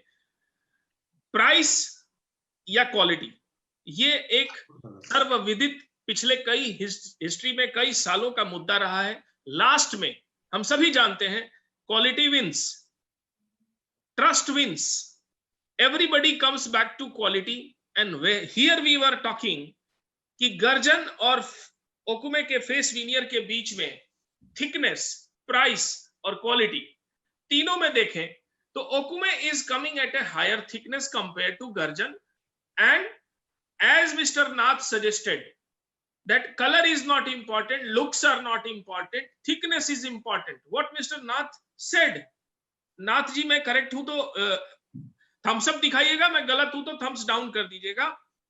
Yes please.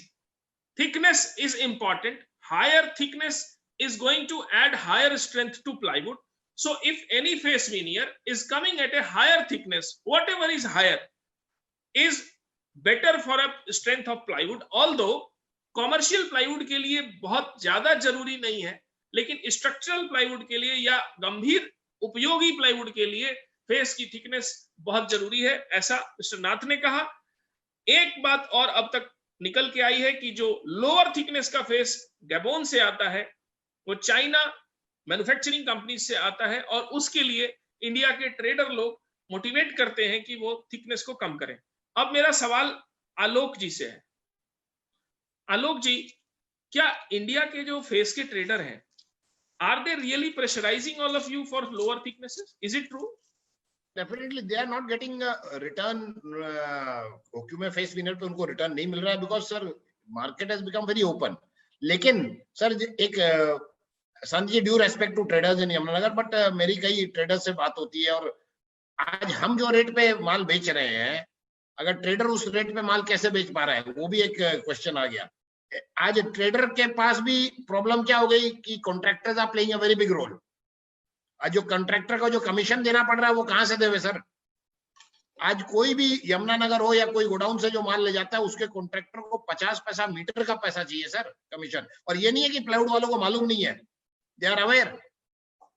उनका कॉन्ट्रैक्टर जा रहा है क्या फेस खरीद के ला रहा है, plywood half the plywood people they are not bothered about the quality, it is the contractor who goes there, उसको अपना 50 पैसा चाहिए। तो ट्रेडर भी क्या करेगा, वो सी ग्रेड निकाल के अच्छे अच्छे यूनिट उसको बेच रहा है और वो वही माल को सीडी बना के दे रहा है। So that is where they are manipulating with the quality. आज के रंग बाजार और इमर्जिंग नीड्स में एक बात बहुत साफ है कि भारत का प्लाईवुड उद्योग अच्छे फेस की चाह में लगा रहेगा। हालांकि फेस के मैन्युफैक्चरर और ट्रेडर, उनको ये जरूरी है कि अगर फेस के बिजनेस को बचाना है और फेसलेस होने से बचाना है ताकि वो सरवाइव करें, तो बेहतर क्वालिटी को ही प्रमोट करें। दूसरा, thickness add value to strength. ये मिस्टर नाथ का जो आज का सबमिशन है ये काफी जरूरी है कि thickness is going to add to the strength, lower the thickness, lower the strength. So all those traders who are on today's webinar, they are listening, there are thousands of them who are listening. It's an advice कि अगर आप कोई भी अपनी trading में quality के नाम पर कुछ भी बेच रहे हैं, बेहतर फेस थिकनेस को यूज करें। हालांकि वो दिन कभी नहीं आएंगे कि आप 0.3 से ऊपर के फेस विनियर को सरवाइव करा सके, लेकिन 0.3 से नीचे जाने के लिए थोड़ा सा जरूर इंडस्ट्री को सपोर्ट करें, आगे से खुल के रेट मांगे और इंडस्ट्री को रेट दे। तीसरा, 1 मिनट, आप 0.25 फेस यूज करने के लिए आप मैट प्लाई बना के यू आर इनफैक्ट आप फेस का कॉस्ट तो 25 पैसा कम कर रहे हो, बट आप पूरे प्रोसेस में you are increasing your cost and wear and tear भी बहुत है उसमें। नहीं, एक इस पे नाथ साहब का ओपिनियन ले लेते हैं। नाथ साहब, क्या मैट प्लाई बनाने से फेस का थिकनेस अगर कम भी करते हैं तो काम चल जाता है? नहीं, टेक्निकली काम नहीं पड़ता, लेकिन आपको यूज करने के लिए बनाना पड़ रहा है सर। नहीं, नाथ साहब जवाब दीजिए। उसी से क्या होता है, face then they use a different type of adhesive, very thick adhesive, so that penetration is not there. It is the advantage they are taking in manufacturing. Lekin as I have told, thickness of the face veneer to add to the quality of the plywood, it remains the same. उसमें कोई ये नहीं आता है, quality improvement नहीं होता है। It gives an advantage to use lesser thick face veneer. Okay, जो कि undulation normally in one shot if you make, in one shot if you hot press, तब क्या होता है, the undulation or the defects in the next glue core, it comes on the face veneer.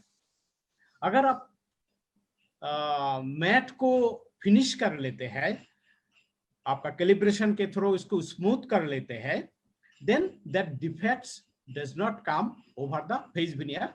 Okay. thicker glue use करे, penetration भी बहुत कम होता है. So that is the technical advantage people are taking, not increasing the quality. But in this forum, Rajiv ji, मैं एक बात सब, if you have thousands of people to listen this, and even the panelists here, I have one request.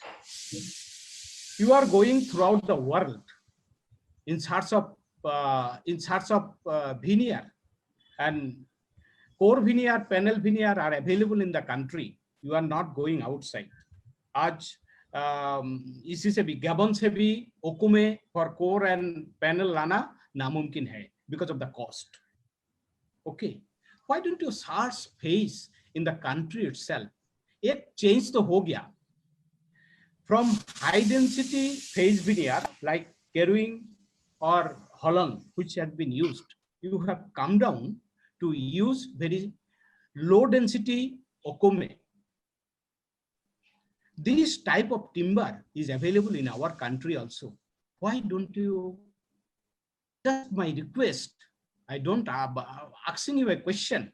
Okay, my request is that search in the country.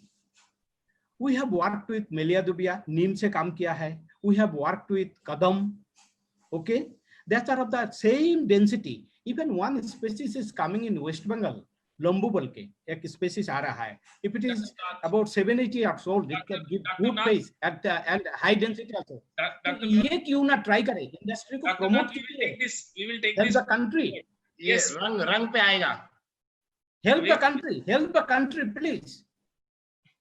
We will take देश को promote कीजिए ना. It will come from agroforestry. ये agroforestry आएगा. And we are crying for that make in India. You are part of it. We are all part of it.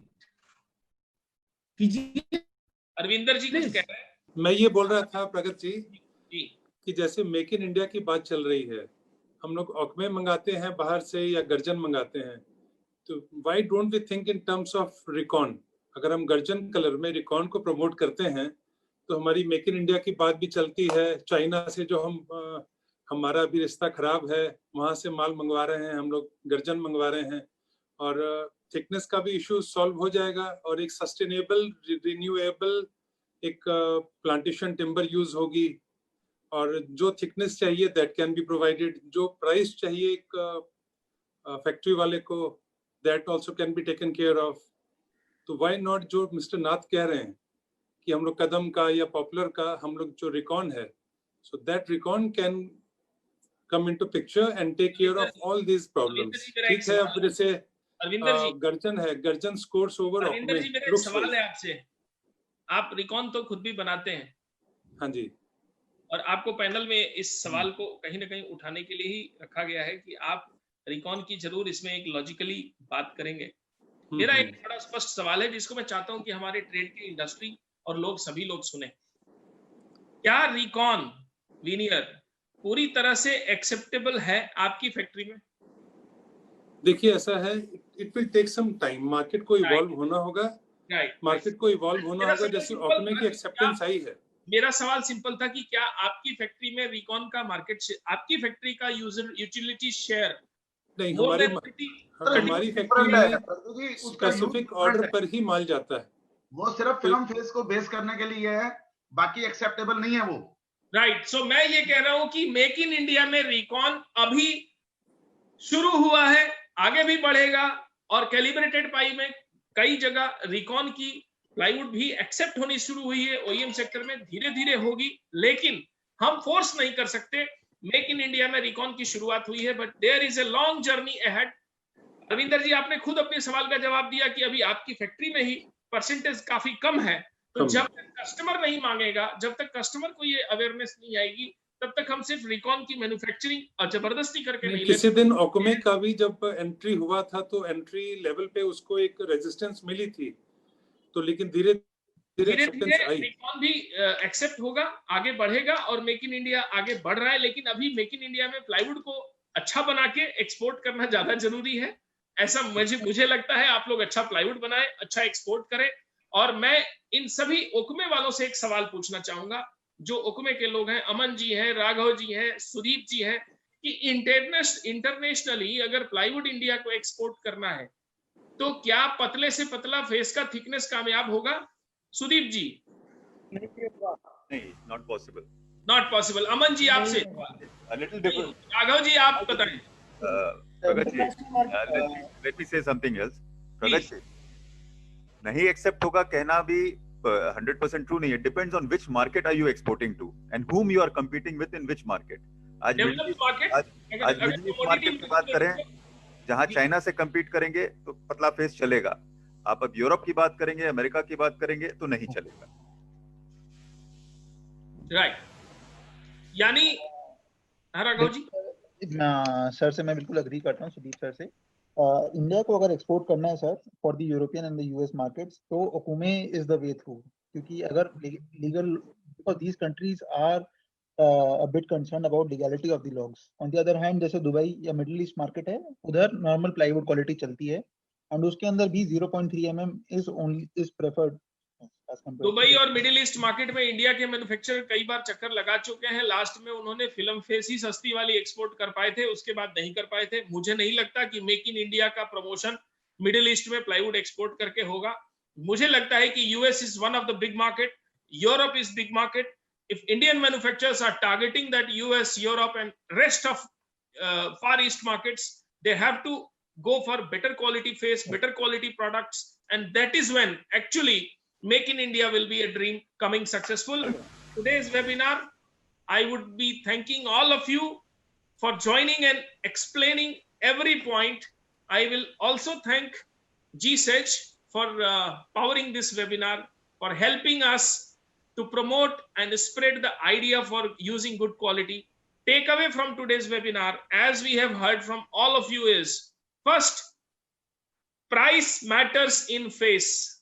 रंग, बाजार और emerging needs के पीछे कुछ खड़ा है तो वो है प्राइस, और वो प्राइस इसलिए खड़ा है क्योंकि भारतीय बाजार में प्लाईवुड का ट्रेडर प्राइस पे ही बाजार को खड़ा रखना चाहता है। अगर वो प्लाईवुड बायर का ट्रेडर प्राइस के साथ साथ थोड़ी भी क्वालिटी को तरजीह देना शुरू करेगा तो इससे ना सिर्फ इंडस्ट्री बल्कि इसकी क्वालिटी और प्लाईवुड के ऊपर भरोसा भी बढ़ता जाएगा। पिछले कुछ सालों में एमडीएफ और पार्टिकल बोर्ड का जो प्रयोग बढ़ा है वो कहीं ना कहीं प्लाईवुड की घटती हुई क्वालिटी की वजह से भी बढ़ा है। प्लाईवुड की क्वालिटी गिरते गिरते मजबूती में अब उस जगह आकर खड़ी हो गई है जहां पर एमडीएफ की कुछ कैटेगरीज ये क्लेम करती हैं कि हम प्लाईवुड से बेटर हैं या आगे भी रहेंगे। इसका कारण हमारे ही हाथों में है। इकोनॉमिक्स एक बहुत बड़ा रोल प्ले करता है, लेकिन आज के वेबिनार में ये बात साफ है कि प्राइस सब कुछ जनरेट कर रहा है। प्लाईवुड के ट्रेडर्स को उन प्राइस में मैन्युफैक्चरर को बेहतर क्वालिटी के लिए भी कुछ शेयर जरूर रखना चाहिए, otherwise plywood itself will become a question. Second topic was whether it is Okume or Garjan. गर्जन का बायर हमेशा रहेगा ऐसा ये समझ में आ रहा है। पहले भी बाजार की स्टडी ये बताती है कि गर्जन के लवर्स हैं। गर्जन एक पैम्परिंग, जिसको नाथ जी पैम्परिंग कहते हैं, हम उसे इन्फेचुएशन भी कह सकते हैं और हम उसे आदत भी कह सकते हैं। गर्जन की आदत हमारे पूरे कस्टमर बेस को लगी हुई है। गर्जन 2 रुपए ऊपर बिकता है, संत जी खुल के कह रहे हैं। यानी जब तक कोई चीज में मार्जिन ज्यादा है या 2 रुपए ऊपर बिकता है तब तक गर्जन विल बी रेलिवेंट। लेकिन गर्जन को अफोर्डेबल बनाने का 100% क्रेडिट यहाँ पे सभी पैनलिस्ट ओकुमे को दे रहे हैं। कहीं ना कहीं गैबोन सेज को भी इसके लिए धन्यवाद जाता है क्योंकि उन्होंने इसकी अवेयरनेस में काफी योगदान दिया था। आने वाले समय में स्ट्रेंथ की जब भी बात होगी तो ओकुमे पीछे नहीं रहेगा, और वो मैन्युफैक्चरर जो स्ट्रेंथ की बात करेंगे, प्लाईवुड क्वालिटी की बात करेंगे, वो हायर थिकनेस के फेस वीनियर को यूज करेंगे। और आज के इस वेबिनार में एक बात बिल्कुल साफ है कि अगर गर्जन का फेस 3 से 4 महीने तक इन दामों पर मिलता रहा तो गर्जन ही यूज होगा। लेकिन यह भी साफ है कि जिस दिन कोविड की वैक्सीन आ गई और बाकी कंट्री में डिमांड बढ़ी, उस दिन गर्जन वापस वहीं खड़ा होगा और ओकुमे की डिमांड पुनः बढ़ेगी। आज के इस वेबिनार में आप सभी पैनलिस्ट के पास राजीव जी फिर आएंगे एक बार कि सब अपनी अपनी कंक्लूसिव रिमार्क दें, और इस आज के कंक्लूजन के लिए सभी पैनलिस्ट का धन्यवाद। मिस्टर नाथ का आज एक पॉइंट था कि देशी टिम्बर को यूज करें, लंबू को यूज करें, कदम को यूज करें, पॉपुलर को लेकर, रिकॉन को लेकर और आगे बढ़ें। निस्संदेह इस टॉपिक पर अपने आप एक वेबिनार का टॉपिक है, हम इस श्रृंखला में उसे दोबारा लेकर आएंगे। लेकिन आज का टॉपिक गर्जन, ओकुमे, फेस का रंग, बाजार की नीड क्या कहता है आज फेस का बाजार, इसको कंक्लूड करते हुए Rajiv, hand over to you. Please ask your final conclusion to all of you and thank you to all of you. हम लोग ऑल्दो करीब 1.5 घंटे से ऊपर क्रॉस कर गए और हमारा जो ड्यूरेशन था वो 1.5 घंटे का ही था वेबिनार का, फिर भी काफी लोग, मैं देख रहा था फेसबुक पे एक बड़ी संख्या में व्यूअर इसको देख रहे हैं। बहुत अच्छा डिस्कशन हुआ और कंक्लूजन बहुत अच्छा निकला। जाते जाते मैं सब लोगों से, जितने हमारे पैनलिस्ट है, एक एक करके क्योंकि जो हमारा सवाल है वो कहीं ना कहीं सब्जेक्ट पे इर्द गिर्द रहा है। इसके अलावा अगर आपको लगता है कि कुछ ऐसी चीज जो जरूर बताना चाहिए वो आप बताइए। सबसे पहले मैं सुदीप जी से बोलूंगा। सर, कंक्लूडिंग रिमार्क क्या है? कंक्लूडिंग रिमार्क हमारी तरफ से तो यही है कि ओकुमे जो है, दिस इज द फ्यूचर, और ये सस्टेनेबल वे में यही टिम्बर आपको मिलेगा आज से 1 साल 2 साल 3 साल एज वी गो अहेड। आज भी एनकॉक में जितना मटेरियल आता है सारे का सारा UTR सर्टिफाइड है। I will thank Jesus for this, taking this initiative to set up a tracer where each and every log is traced back to its origin. ये सस्टेनेबिलिटी लॉन्ग रन में बहुत बड़ा रोल प्ले करेगी। मैं राघव के साथ 100% agree करता हूँ कि अगर हमको इंटरनेशनल मार्केट में जाना है, अगर हमको इंडिया में भी अवेयरनेस लानी है कि we have to use sustainable timber, then okoume is your answer. Thank you sir. Alok ji. Sir, timber availability is a very big factor and policies। आप देखिए बर्मा अल्टीमेटली उसको टिम्बर बैन करना पड़ा।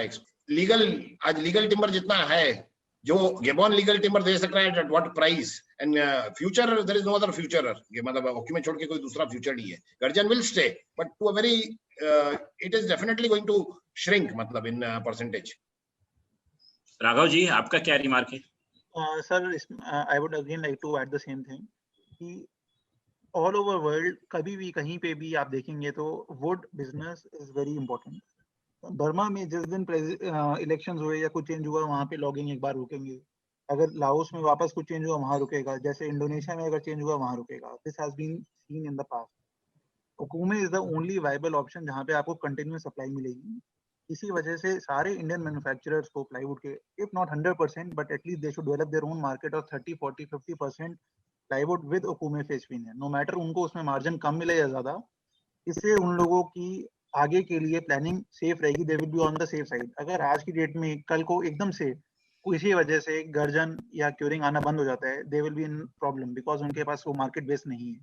तो इसलिए सबको आज की डेट में अपना एक ओकुमे का मार्केट बेस सेटअप करना is planning for the future, जिसमें वो सेफ हो जाएंगे। अनूप जी। Sir, future is only Okume as I feel, and I request all the traders here that stop buying from Chinese factories and support our Indian factories. Thank you. Okoume के vote ज्यादा है। अमन जी, कुछ गर्जन की तरफ क्या आप क्या कहना चाहते हैं? हम तो ये चाहेंगे भी हमारा इन्वेस्टमेंट सब जगह है, गैबोन में भी है, बर्मा में भी है, तो दोनों इंडस्ट्री वायबली है, चलती रही पैरेलली, नहीं तो बैलेंस आउट हो जाएगा। नहीं तो अगर बर्मा बंद हो जाएगा तो ओकुमे बहुत बढ़ जाएगा। तो बैलेंसिंग फैक्टर इज बहुत इंपॉर्टेंट, दोनों चलता रहे साथ में। Sir, very correct point Aman ji, very correct. विवेक जी, आपका क्या है concluding note? I agree with everybody. Sustainability, regular supply, bulk supply is only possible from Gabon. Gabon में जो GSEZ ने इंफ्रास्ट्रक्चर क्रिएट किया है, it is absolutely admirable work in such a short span of time. छोटे से स्तर में 4 साल में जो हमने क्रिएट किया है, और ये आत्मनिर्भर की तरफ भी है। सारे industries bulk is controlled by Indians over there. तो एक तरह से हम कहेंगे इंडियंस ने बाहर जाके एक दूसरे मुल्क में we have created a base for ourselves to feed our industry here. अब हमारा जो हाल है या हमारा बेहाल, वो तो प्लाईवुड इंडस्ट्री के ऊपर, वो उनके ऊपर निर्भर है, वो हमें कैसे रखते हैं। अगर वो पुश करेंगे कि जबरदस्ती प्राइसेस को और नीचे लाओ, तो 0.28 का 0.25 हुआ, कल 0.2 हो जाएगा। Ultimately, price and quality will work together, and it depends on the plywood industry how they keep us alive. बहुत गेबन एसीजेड को बहुत धन्यवाद। बहुत अच्छा व्यू है। मैं विश करूंगा अपने plywood industry, Indian plywood industry के नाते कि जिस तरीके से इंटरनेशनल पॉलिसी चेंज होती है, जो बर्मा में हालात हुए, जो लाओस में हालात हुए, और जो चीजें बदली, कम से कम हम उम्मीद करेंगे कि हमारे भारतीयों का पैसा वहां निवेश हुआ है और हमारे भारतीयों को बहुत उम्मीदें हैं वहां से कि सस्टेनेबली एक अच्छा टिम्बर मिलने वाला है। तो वहां की पॉलिसी कम से कम फेवरेबल रहे, ताकि एक सस्टेनेबल टिम्बर हमें मिलता रहे।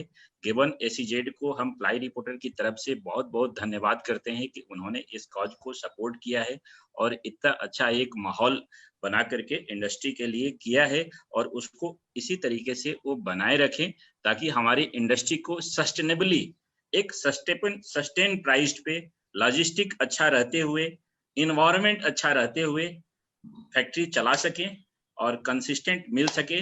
हालांकि जो नाथ साहब ने इंडिकेट किया है वो भी एक फैक्टर इंडियन प्लाईवुड इंडस्ट्री के नाते मैं इस चीज को बहुत अच्छे से फेवर करता हूं कि इंडिया में भी बहुत सारे टिम्बर हैं और उस टिम्बर पे जिस तरीके से रिकॉन 8 से 10% का मार्केट शेयर इंडिया में ले रहा है, ऑल्दो उसका जो यूजेज है वो डिफरेंट है, उसका बढ़ सकता है। तो जाते जाते मैं अरविंदर जी से कंक्लूडिंग रिमार्क चाहूंगा कि सर आप क्या कहेंगे? देखिए, ऐसा है कि गर्जन जो है looks wise is better than okoume. तो जब तक प्राइस दोनों की कंपेरेबल रहेगी, गर्जन ओकमे की, तो गर्जन की ही प्रेफरेंस रहेगी। एज अ प्लाईवुड मैन्युफैक्चरर ये बात मैं बोलूँगा, and as a recon manufacturer मैं ये बोलूँगा कि हम लोग थोड़ा सा अगर वो सोचें कि recon can be the answer for all the problems. हमारी जो इंडिया का करंट अकाउंट डेफिसिट है बहुत ज़्यादा है, गवर्नमेंट के पास फॉरेन एक्सचेंज नहीं है, तो या जैसे गैबॉन से आ रहा है, तो आई डोंट नो कि गैबॉन में प्लांटेशन टिम्बर काटी जा रही है कि जंगल काटे जा रहे हैं। If it's plantation timber then it's fine, otherwise ऐसा अभी ग्लोबल वार्मिंग है और वहां अगर जंगल काटे जा रहे हैं तो it's very bad for our future generations. ये तो हो गया सस्टेनेबल। नहीं मैं बताता हूँ विवेक जी, वो सस्टेनेबल टिम्बर है और हमने अभी गिबॉन के प्रेजेंटेशन में, गिबॉन एसीजेड में बताया कि जो भी उनके पास टिम्बर है वो लीगल और सस्टेनेबल है, इसमें कोई डाउट नहीं है। राजीव एक मिनट मैं ऐड भी कर लूं।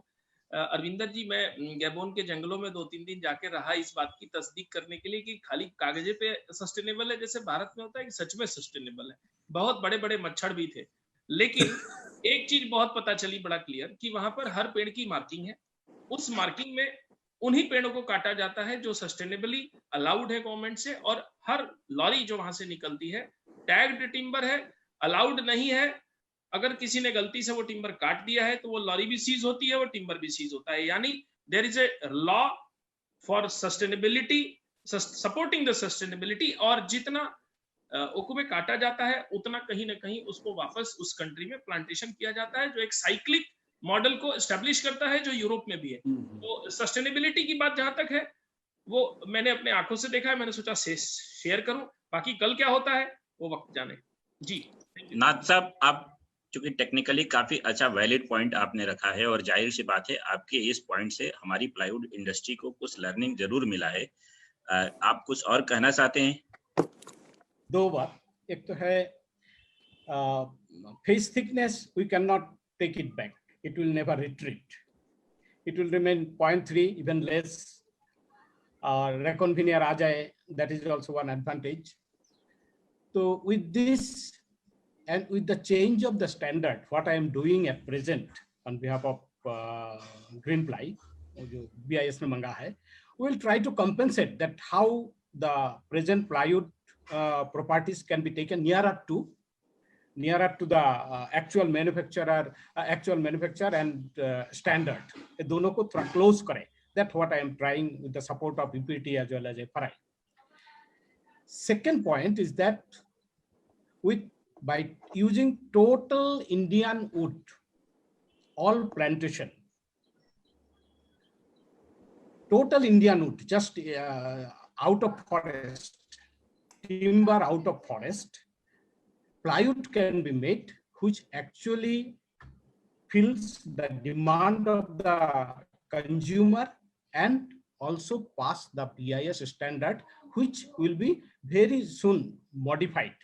That is one technology I am trying to develop with one factory. Hopefully this will come in future. If it is, hopefully it will be successful. That I hope in my rest of my life, I will able to do it. वो भी कोशिश कर रहा हूँ, अगर successful हो then the theme given make in India will be a satisfaction for all, at least the plywood industry. Thank you नाथ साहब। संत जी, trading point of view से बहुत सारे जो गेबॉन के यहाँ पे जो मैन्युफैक्चरर हैं उनका एक आरोप था कि ट्रेडर लोगों ने ही थिकनेस खराब किया है और ट्रेड खराब करते हैं। हालांकि भाई एक मैन्युफैक्चरर भी है राजीव, आप ट्रेडिंग से कंसीडर मत करो।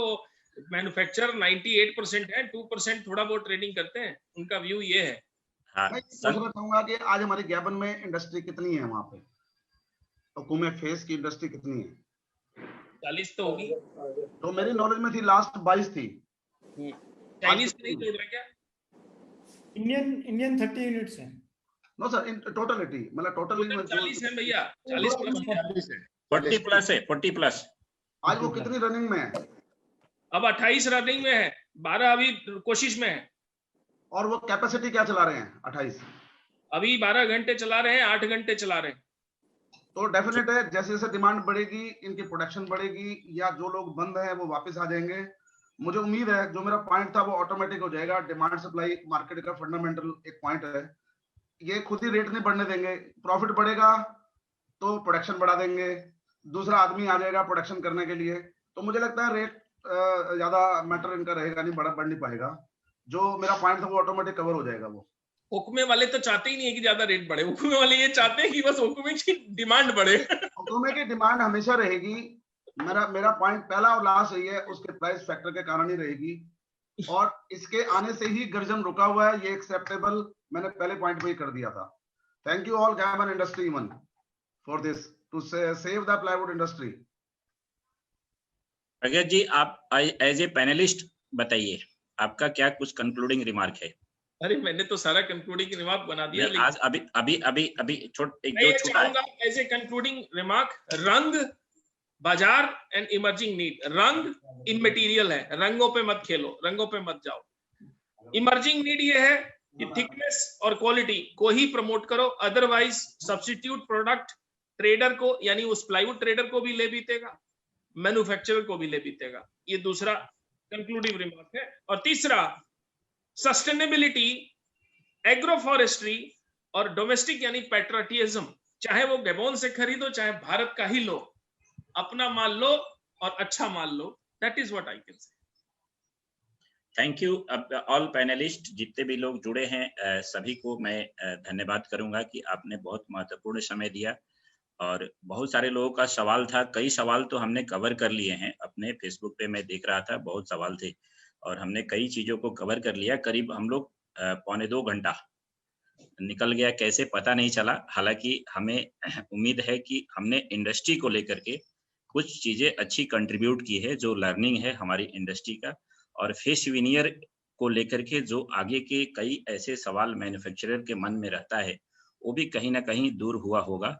तो सभी को एक बार धन्यवाद। गेबॉन एसीजेड को इस कॉज को सपोर्ट करने के लिए प्लाई रिपोर्टर की तरफ से बहुत बहुत धन्यवाद।